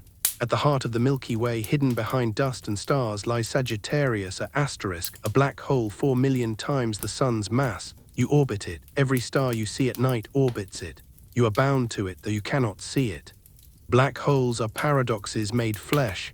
They are both absence and presence, void and weight, silence and raw. They are where physics bends into mystery, where gravity stretches equations past their breaking point. And yet they are round too, perfect spheres of inevitability. Once again, gravity insists on curves. And what of the future? Dark energy accelerates expansion. Galaxies drift apart. Eventually, the night sky will grow empty. Other galaxies will slip beyond your horizon, carried away faster than light can reach you. The universe will look lonelier, emptier, quieter. And still, gravity will act. Stars will burn out, black holes will evaporate, matter itself may decay. The cosmos will fade into cold and dark. Unless something changes. Unless gravity finds another trick, another rhythm, another way of pulling. Unless the story bends again as it has before. The truth is, you do know, no one knows. But perhaps that is the point, because gravity has never been about certainty. It has always been about wonder. The pull you feel under your feet is the same pull that shapes galaxies, the same pull that reveals dark matter, the same pull that hints at the fate of everything. To ask about a flat Earth is to open a door into the infinite. So let the thought settle. You are small, you are fragile, you are a sliver of visible matter in a sea of the invisible. And yet you are part of the same law. Gravity binds you to the unseen as much as to the seen. You are woven into the fabric, even if most of the fabric is dark. And maybe that is enough. Because in the end, you don't need to see everything to belong to it. You don't need to touch dark matter to be shaped by it. You don't need to understand dark energy to ride its tide. You are already inside the story, already held by it, already part of its pull. So as you drift here, let the question echo once more. What would gravity be like on a flat Earth? The answer is everywhere now, in the impossibility of that world, in the inevitability of spheres, in the mystery of dark matter, in the silence of black holes, in the fate of galaxies. The answer is not one thing but many, and it is still unfolding. The night sky looks eternal, doesn't it? Stars scattered across blackness, galaxies drifting in silence, the moon circling steadily above. From where you stand, it feels permanent, unshakable, endless. But nothing lasts forever, not even the universe. Gravity, which once seemed so stable, so loyal, is locked in a struggle with something larger, something stranger. The universe is expanding, not just galaxies moving through space, but space itself stretching, carrying everything with it. And the expansion is not slowing as once imagined, it is accelerating. Dark energy is pushing, gravity is pulling. The universe is caught between the two. And depending on which wins, your future, everyone's future, will look very different. Let's walk through the possibilities. The big freeze. This is the most likely ending, according to current evidence. In this future, dark energy keeps winning. The expansion accelerates endlessly. Galaxies drift apart faster and faster until one day their light can no longer reach each other. The night sky grows darker. One by one, galaxies vanish from view not because they've died, but because they've slipped beyond your cosmic horizon. Closer to home, stars burn out. First the massive ones, bright and violent, then the smaller ones, long-lived but finite. Red dwarfs flicker for trillions of years, but even they will go dark eventually. White dwarfs cool into black dwarfs, dead stars, cold and invisible. Planets freeze, black holes swallow what remains. And even black holes, after unimaginable spans of time, begin to evaporate, leaking radiation until they too vanish. What is left? Nothing warm, nothing bright, only a thin soup of particles spread across a vast, cold void. Motion slows, entropy wins, the universe freezes into silence. It is a bleak vision, yes, but there is something strangely peaceful in it. A long, quiet sleep, a universe not destroyed in violence but lulled into stillness. The Big Crunch. Another possibility, gravity fights back. Expansion slows, galaxies stop drifting apart, the tide reverses, space begins to shrink. At first it looks like the universe rewinding, galaxies drawing closer, stars clustering, light growing brighter, but the shrinking accelerates, matter collapses inward, stars collide, temperatures soar. Eventually everything converges into a single blazing point. The end looks like the beginning, a singularity of unimaginable density. And perhaps from that singularity, another universe could be born. The Big Crunch is violent, but it carries with it a kind of symmetry. A universe that ends the way it began. A story that folds back on itself, complete, circular, whole. The Big Rip. This is the wildest ending, the most terrifying, the most surreal. In this vision, dark energy doesn't just win, it grows stronger. Expansion doesn't just accelerate, it accelerates to infinity. Galaxies don't simply drift apart, they tear apart. Stars are ripped from galaxies, planets are ripped from stars, and then stranger still, atoms themselves are torn apart. The fabric of matter unravels, the fabric of space tears. The universe doesn't freeze, it doesn't collapse, it shreds. Everything, stars, atoms, even space-time itself, is ripped into nothingness. It is chaos, pure and final.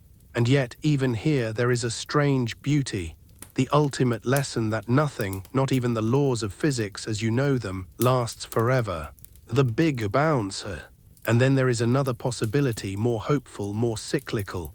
Imagine the universe expanding, slowing, collapsing, but instead of ending in a singularity, it rebounds, a bounce. From the ashes of one cosmos, another is born. Expansion follows contraction, contraction follows expansion endlessly. A heartbeat of creation and destruction. A rhythm of infinite universes, each giving birth to the next. If this is true, then your universe is not the first. It is not the only. It is one in a long line of worlds, each with its own stars, its own galaxies, its own stories. And perhaps somewhere in that endless cycle, versions of you have risen before. Versions of you may rise again. 4 endings, 4 futures, each vast, each terrifying, each poetic. And what do they have in common? Gravity. In the phrase, gravity loses. In the crunch, gravity wins. In the rip, gravity breaks. In the bounce, gravity dances. No matter which path the universe takes, gravity is at the center of the story. It always has been, it always will be. Pause here, feel the immensity of these possibilities. The death of stars, the collapse of galaxies, the shredding of atoms, the rebirth of worlds. And then feel your smallness within it. Your life is brief, fragile, almost invisible against these scales. And yet you are not separate from them. You are made of the same matter that will freeze, crunch, rip, or bounce. You are part of the same story. This is the paradox of wonder. You are both insignificant and essential. The universe does not notice you, and yet you are the universe noticing itself. You are gravity thinking about gravity, matter reflecting on matter, space-time folding back to ask, what am I? That is why the question of a flat Earth mattered. Because it was never about geography. It was about humility, about recognizing how fragile your assumptions are, how vast the truth can become once you step beyond them. So let yourself drift into these endings. Imagine the quiet of the freeze, the fire of the crunch, the chaos of the rip, the rhythm of the bounce. Imagine them not as distant fates but as mirrors of your own life. Because you too will freeze one day, you too will collapse, will unravel, will perhaps give rise to something new. Your body will return to the earth, your atoms to the stars, your energy to the endless dance. You are a miniature of the cosmos, and the cosmos is a vast reflection of you. And maybe that is the point. Maybe the real lesson of gravity is not about endings or beginnings, but about belonging. You belong to Earth, you belong to stars, you belong to futures you cannot see. You belong to the universe, whatever fate it chooses. So let yourself wonder, let yourself drift, let yourself rest in the mystery of it all. The story is not finished, it may never be finished. And that, in its own way, is the most comforting ending of all. You've imagined the universe ending. You've walked through the freeze, the crunch, the rip, the bounce. You've seen stars go dark, galaxies collapse, atoms unravel, worlds reborn. And for a moment it felt far away, distant, abstract, larger than you could ever hold. But the truth is closer. Those endings are not only cosmic, they are also human. Because every possible fate of the universe echoes in your own life. The phrase, imagine a life that fades slowly, not with a bang, not with a blaze, but with a long, quiet decline. Energy slipping away, warmth fading, motion slowing. The big freeze is not destruction, it is exhaustion, a gradual cooling into silence. Haven't you felt this before? The way relationships sometimes end not with conflict, but with drift. The way dreams sometimes die not with a crash, but with a quiet forgetting. The way your own energy sometimes thins, your motivation stretching further apart like galaxies drifting into dark. The freeze is the entropy of ordinary days, the slow unraveling of meaning when nothing pulls tight enough to hold. But even here there is a strange peace. Sometimes endings are not violent, they are gentle. Sometimes silence is not loss, it is rest. The crunch, now imagine the opposite, everything collapsing inward. All your energy, all your attention pulled into one point. Life closing in, shrinking, tightening until you feel crushed by its weight. This too you know, the stress that folds you inward, the grief that presses so hard you can barely breathe, the anxiety that collapses possibilities into singularities. When life becomes too dense, when you feel swallowed by your own mass, you are living a small version of the crunch. And yet even here there is symmetry. The crunch is not only an end, it is also a beginning. If the universe could bounce, so can you. From collapse can come rebirth, from pressure, transformation, from endings, new starts. The rip, then comes chaos, not drift, not collapse, tearing. Imagine a life unraveling at its seams faster than you can hold it together.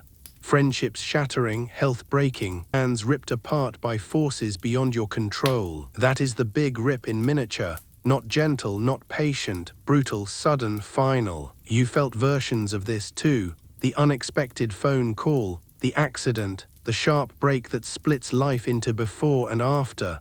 The kind of change that doesn't ask permission. The rip is terrifying, but it is also clarifying. It reminds you that nothing, not even atoms, not even universes, is guaranteed forever. And sometimes when everything tears apart, the pieces reveal something new.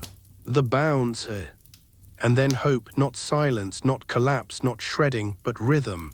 A universe that breathes in and out, endlessly giving birth again and again. A cycle of beginnings, endings, and rebirths. You know this rhythm too. Every morning is a bounce, every breath, every failure that turns into a lesson, every loss that plants the seed of growth. You have bounced back before. Humanity has bounced back before. The bounce is the promise that nothing is final, that collapse can lead to creation, that endings are only one part of an endless rhythm. Now pause, look at the four endings again, the freeze, the crunch, the rip, the bounce. Each one is cosmic, each one is personal.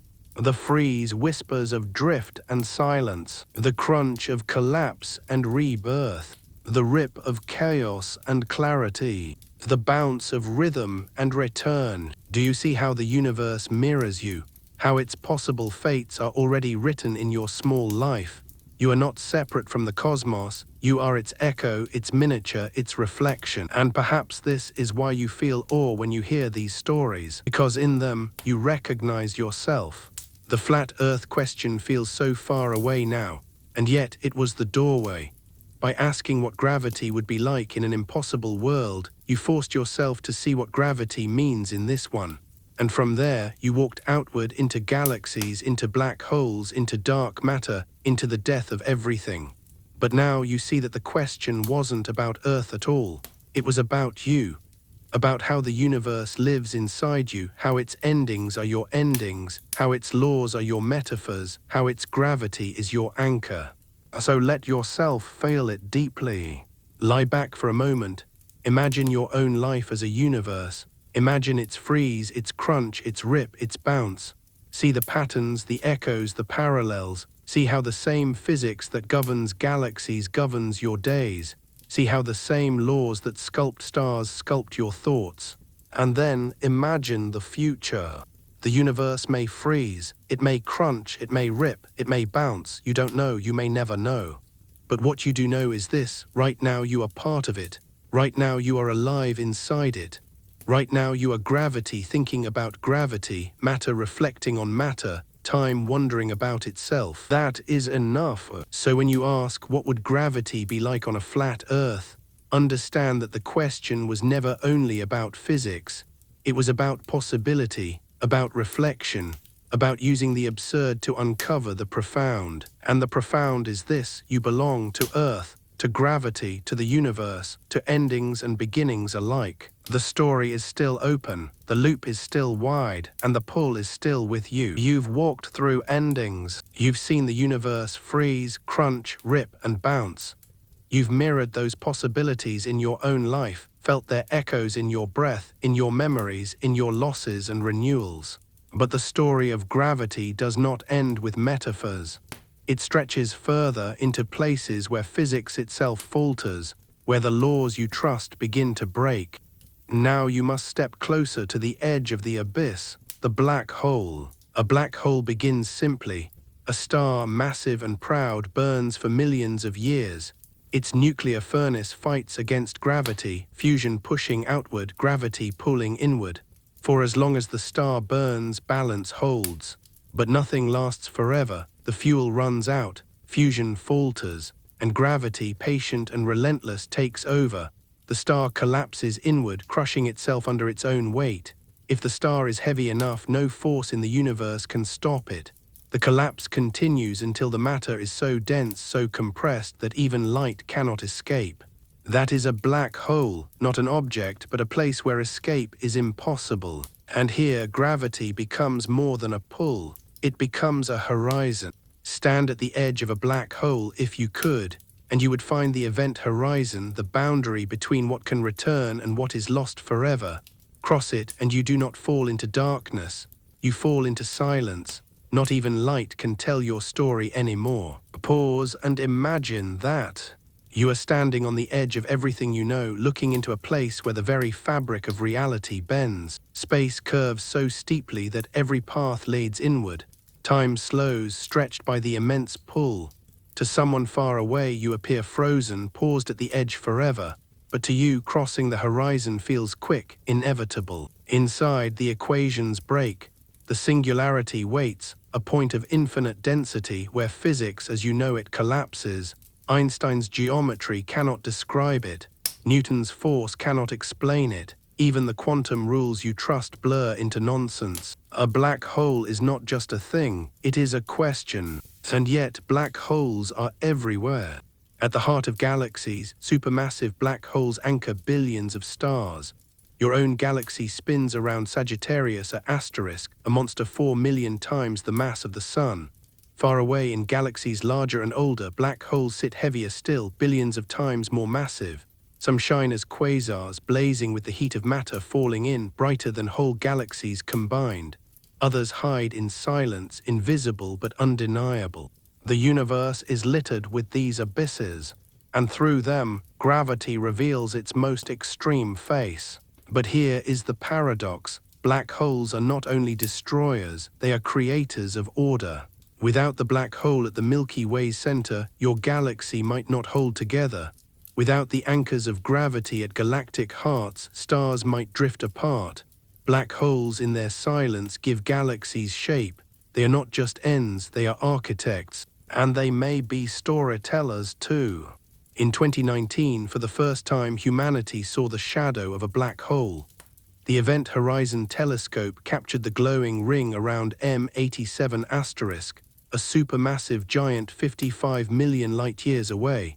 Not an image of the black hole itself, you cannot see that, but of the light bent around it, the shadow it carves into space-time. Think about what that means. For centuries, black holes were theory equations on a page, then whispers in starlight, hints in orbits, suspicions in X-rays, and now an image, not a photograph exactly, but a proof, a cosmic silhouette, the universe revealing its abyss. And in 2022, humanity saw another, the shadow of Sagittarius A, the black hole at your own galactic heart. You live in orbit around a monster, and now you've seen its face. So what do black holes mean? On one level, they are physics, solutions to equations, sequences of gravity's inevitability. On another, they are poetry, the place where light itself fails, the metaphor for loss, for silence, for finality. But perhaps most of all, they are mirrors. Because black holes remind you that knowledge has limits, that there are places where equations break, where theories falter, where the universe says this far, no further. And yet, even at those limits, you keep asking. You build telescopes the size of Earth. You tune detectors to hear ripples from colliding holes.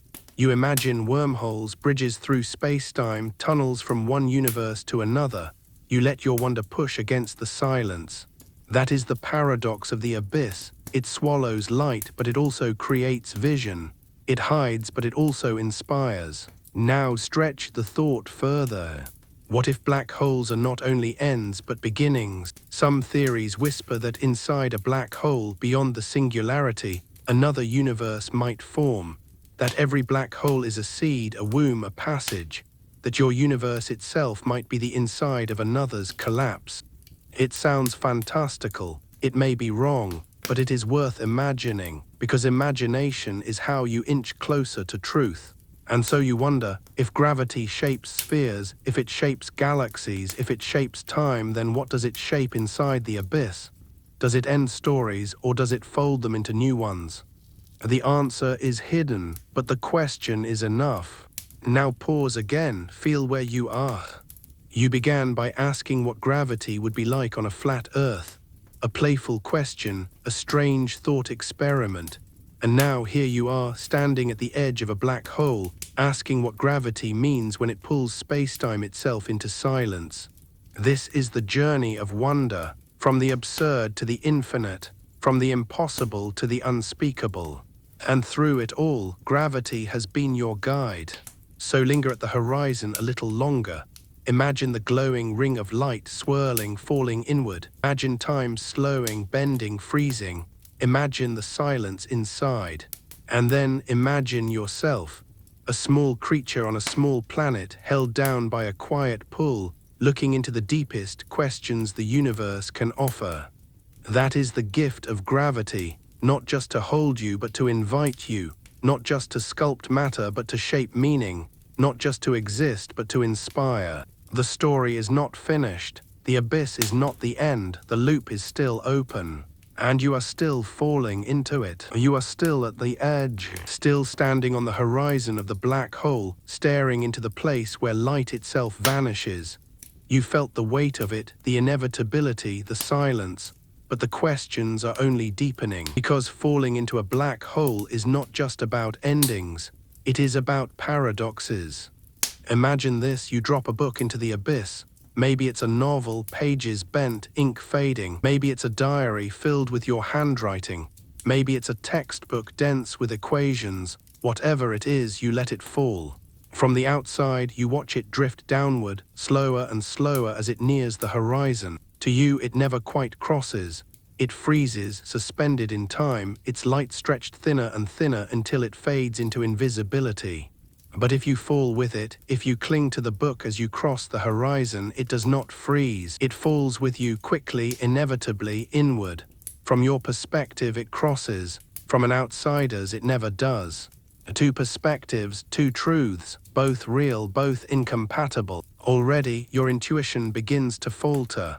Already, the black hole whispers that reality is stranger than you can hold. But the paradox deepens because physics insists that information can never be destroyed. The book, its words, its equations, its details, they cannot simply vanish. Even if you burn it, the atoms remain. Even if you scatter it, the information is preserved in some form. This is one of the most sacred laws of science, conservation of information. And yet in a black hole, the book seems to disappear forever. Not just hidden, not just inaccessible, erased. Its story, its details, its essence gone. How can this be? Does a black hole violate the most basic law of reality? Does it destroy information itself? This is the black hole information paradox. Stephen Hawking added another twist. In the 1970s, he showed that black holes are not perfectly silent. They emit a faint radiation, now called Hawking radiation. Quantum mechanics demands that empty space is never truly empty. Virtual particles appear in pairs, annihilating almost instantly. But near the horizon of a black hole, one particle may fall in while the other escapes. To an observer outside, it looks like the black hole is radiating. Slowly, over immense spans of time, it loses mass. Eventually, it evaporates. Think about that. Even the darkest abyss fades. Even black holes die. But then another paradox. What happens to the information inside when the black hole evaporates? Does it leak out in the radiation? Is it smeared across the horizon? Is it stored in some hidden dimension? Or is it gone, truly gone, tearing a hole in the fabric of physics? Hawking himself wrestled with this for decades. At times, he argued information was lost. At other times, he changed his mind. Today, the debate continues. The brightest minds in physics argue, calculate, imagine, still without consensus. Some suggest that the information is encoded in the horizon itself, a two-dimensional surface holding the record of everything that has fallen in. This is the holographic principle, the idea that reality itself might be a projection, like a hologram, with three-dimensional space encoded on a two-dimensional boundary. If true, then everything you are, everything you see, is written on the edges of the universe. Others suggest wormholes, bridges that connect the inside to the outside, channels through which information escapes. Others imagine firewalls, zones of pure energy at the horizon, burning information back into the cosmos. Still others whisper of new laws, new frameworks, waiting beyond your current physics. The truth is, no one knows. And maybe that's the most important part. Black holes remind you that even your most cherished certainties are fragile. Even your deepest laws may bend. Now pause, think about what this means beyond physics. If information cannot be destroyed, then nothing, no action, no word, no thought is truly lost. It may transform, scatter, dissolve, but some echo remains. Your story is not erased, it is woven into the fabric of being, even if in ways you cannot see.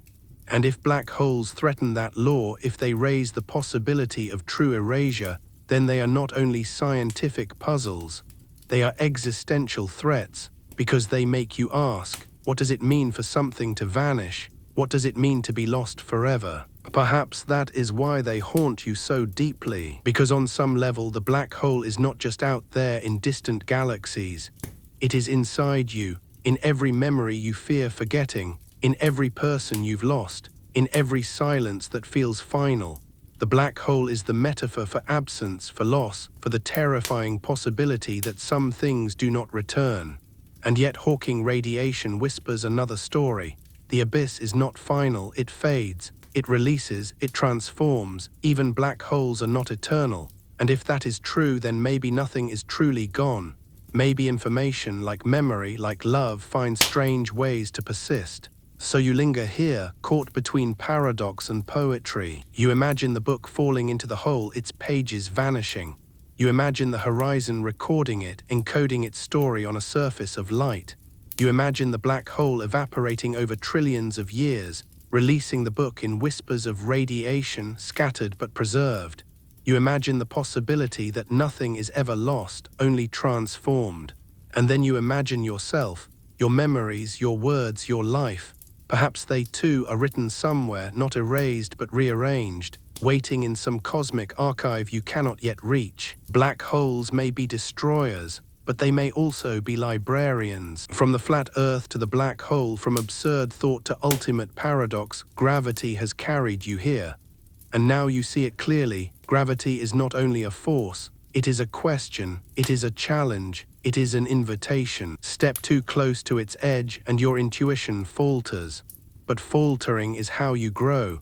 It is how you see more deeply. It is how you learn that wonder is not the absence of answers but the presence of better questions. So ask again, what happens to what falls? What happens to what is lost? Does it vanish? Or does it wait, hidden in the silence, waiting to be seen again?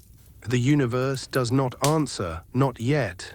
But the silence is part of the story too. You've lingered at the horizon of the black hole, felt its silence, imagined its paradox. You've seen how physics itself trembles at its edge, torn between the certainty that information must survive and the terrifying possibility that it might be erased forever.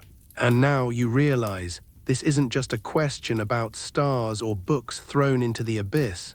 It's also a question about you, because you too wrestle with information. Think of memory, it feels fragile, doesn't it? You recall a childhood scene, your hand in a parent's hand, the smell of rain on pavement, the flicker of a streetlight. But the details blur. Were the shoes red or brown? Was the rain heavy or soft? Did the streetlight glow orange or white? Memory slips, changes, erodes. Is it lost, or is it transformed, encoded differently, hidden in neural folds too deep to summon? That is your own information paradox. Think of loss, someone you loved, now gone, their voice no longer heard, their touch no longer felt, their presence no longer near. To you they feel erased, swallowed by an invisible horizon. And yet you find fragments, a photograph, a phrase they once said, a scent that recalls them so vividly it feels like they are in the room again. Is that survival, or is it just your mind clinging to echoes? Again, the paradoxes. Physics insists information cannot vanish. The universe keeps its ledger, even if the ink is strange, even if the language is unreadable. And perhaps that law is not only about atoms and particles, but also about you. Maybe nothing you have lived is lost. Maybe every memory, every touch, every word is still written somewhere, scattered in the folds of your brain, in the traces you left on others, in the ripples of energy you released into the world. Perhaps you are holographic too. Perhaps your story is written not only inside you but also around you, encoded on the surfaces of the lives you've touched. The people you've loved carry pieces of you. The ground you've walked remembers the weight of your steps. The air you've breathed still carries particles of you. You are not erased. You are spread, diffused, written in ways you cannot always read. Just like the book falling into the black hole. But then the fear rises. What if the information is truly gone? What if memory fades entirely, lost to time and silence? What if nothing you've said or done remains? What if the universe itself, in some corners, permits erasure? This is the terror of the black hole. Not darkness, not falling, but forgetting. The possibility that some things vanish without trace. You felt this terror too, in moments when grief hollowed you, in moments when time stole what you wanted to keep, in moments when silence felt final. And yet even here there is Hawking's whisper, radiation, release, the idea that even the darkest abyss is not eternal, that it dissolves, fades, and in fading returns something to the cosmos. Perhaps memory works this way too. Perhaps what you lose is not gone but transformed. Perhaps what slips from your conscious mind drifts into the unconscious.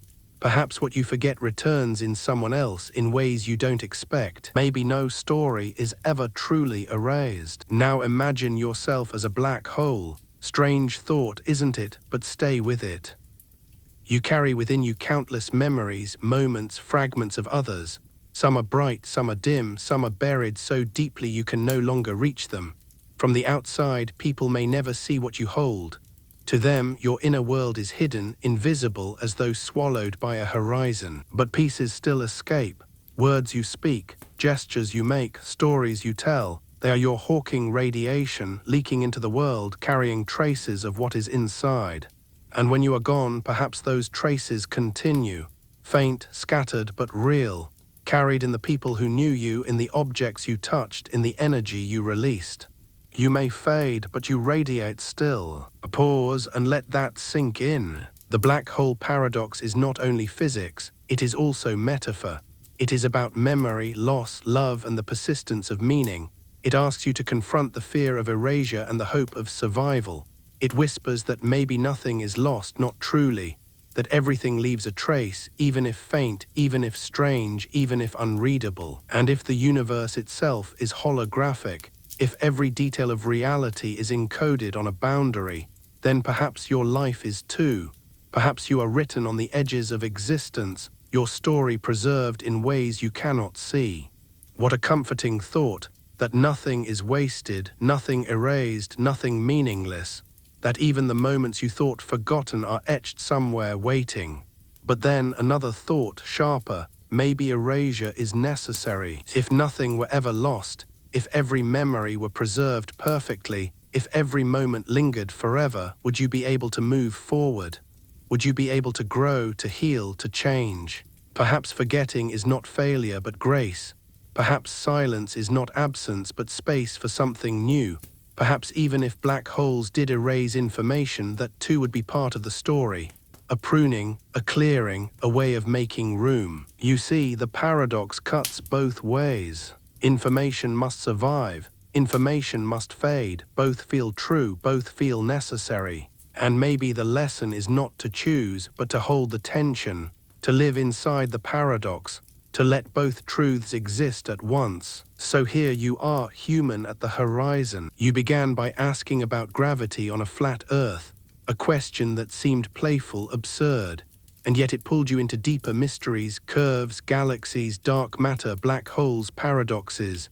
Now you see how the same question resonates in your own life, how gravity's paradoxes are also yours. You are not separate from the cosmos. You are its echo, its miniature, its reflection. The black hole is not only in the sky, it is also in your memory, in your grief, in your silence. And Hawking's radiation is not only quantum, it is also every trace you leave, every word, every smile, every breath that carries into someone else's life. Nothing is lost, and yet some things must be. Hold that tension, let it anchor you, let it open you. Because the story is not finished, the paradox is still unfolding, and you are still part of it. You've come far. Further than you expected when you first asked the question. It began simply, what would gravity be like on a flat Earth? A thought that seemed small, even absurd. A curiosity born of wonder, maybe of skepticism, maybe of play. But the question became a doorway, and once you stepped through it, the path stretched endlessly outward. You imagined the sideways pull of an impossible world, oceans sliding, air thinning, horizons breaking. You saw why it could not be. You stacked the evidence, ships sinking below horizons, shadows curving on the moon, stars rearranging in the night sky. You entertained counter-arguments, felt them falter, saw them collapse. And then you wove the synthesis. Gravity shaped spheres. Always, inevitably, planets, stars, galaxies rounded by the same hand. From there, the journey widened. Into cosmic webs, dark matter halos, black holes, ripples in space-time. Into endings, freeze, crunch, rip, bounce. Into futures, humans on Mars, lunars fragile and tall, spacers drifting weightless, new cultures born of new gravities. Into paradoxes, the information that cannot be lost, the memories that blur but persist, the whispers of radiation from the abyss. And now you are here, at the far edge of the story, holding all of it at once. So let's zoom out. Imagine Earth beneath you, round, blue, fragile, wrapped in clouds. You've seen its curve from the horizon, from the shadow on the moon, from the ship sinking into distance. You felt its pull in every breath, every step, every heartbeat. It is not flat, not fragile, not absurd. It is a sphere sculpted by gravity, inevitable in its shape. Now zoom farther. The moon orbits, the sun burns, the planets circle, all bound together by invisible threads. A solar system stitched into coherence by the same law that pulls you to the ground. Farther still, the Milky Way stretches, spirals of stars orbiting a supermassive black hole. Beyond it, galaxies cluster, webbed together by dark matter, drifting apart in the push of dark energy. Farther still, the universe itself, expanding, stretching, balancing between endings. And farther still, questions you cannot even picture, shapes beyond your geometry, stories beyond your physics, the unknown waiting, silent, vast. But then, zoom back in. Back to you lying here, listening, drifting towards sleep, feeling the quiet pull of gravity pressing you gently into your bed. The same pull that sculpts galaxies, the same pull that bends space-time, the same pull that may decide the fate of the cosmos. What a strange comfort to know that you are never separate, that the law that governs the stars also governs your breath, that the same inevitability that makes planets round makes your body rest. And what a strange beauty to realize that even your questions mirror the universe's own. What is lost? What is preserved? What shape does time take? What shape does existence take? These are not just scientific puzzles, they are human ones, they are your ones. Perhaps that is the true gift of the flat Earth question. It forced you to look again, to see how fragile your assumptions are, how wondrous the ordinary is. You thought down was simple, you thought oceans were obvious, you thought horizons were trivial, and then you asked the impossible and discovered that nothing is trivial, that every ordinary thing is extraordinary when you see what it allows. The ground beneath you is miraculous, the oceans are miraculous, the horizon is miraculous, gravity itself is miraculous, and so are you. Because you are not outside of it, you are not a spectator looking in from the edges, you are inside the story. You are made of stardust shaped by gravity, made of atoms born in stars, made of memories written in matter. You are a participant in the cosmic dance. The universe is not just around you, it is in you, it is you. So now let yourself drift. Imagine yourself standing on the impossible flat Earth one last time. Feel the sideways tug, the oceans sliding, the horizon breaking. Feel how wrong it is, how unstable, how absurd. And then imagine stepping back onto the real Earth. Round, curved, inevitable, feel the relief, the steadiness, the belonging. You are not falling sideways. You are not sliding into collapse, you are held, always held. And from that steadiness you can dream. You can wonder about Mars and lunars and spacers. You can imagine galaxies drifting apart, black holes evaporating, universes freezing or bouncing. You can let the paradoxes remain open, unanswered, beautiful. Because the point was never to close the loop. The point was to open it wider. So let it stay open. As your eyes grow heavy, as your breath slows, let the questions remain. Let them drift with you into sleep. What is gravity? Why does it shape spheres? What happens to what is lost? What fate awaits the universe? You don't need the answers, not tonight, maybe not ever. The questions themselves are enough. The questions are the lullaby.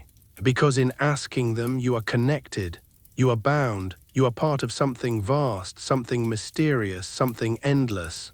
And gravity, quiet and loyal, is always there, pulling you down, holding you steady, rocking you gently into rest. So close your eyes now. Feel the pull. Let yourself fall, not into an abyss, not into fear, but into sleep. The earth is round. The universe is wide. And you are inside both, carried, held, cradled. Always.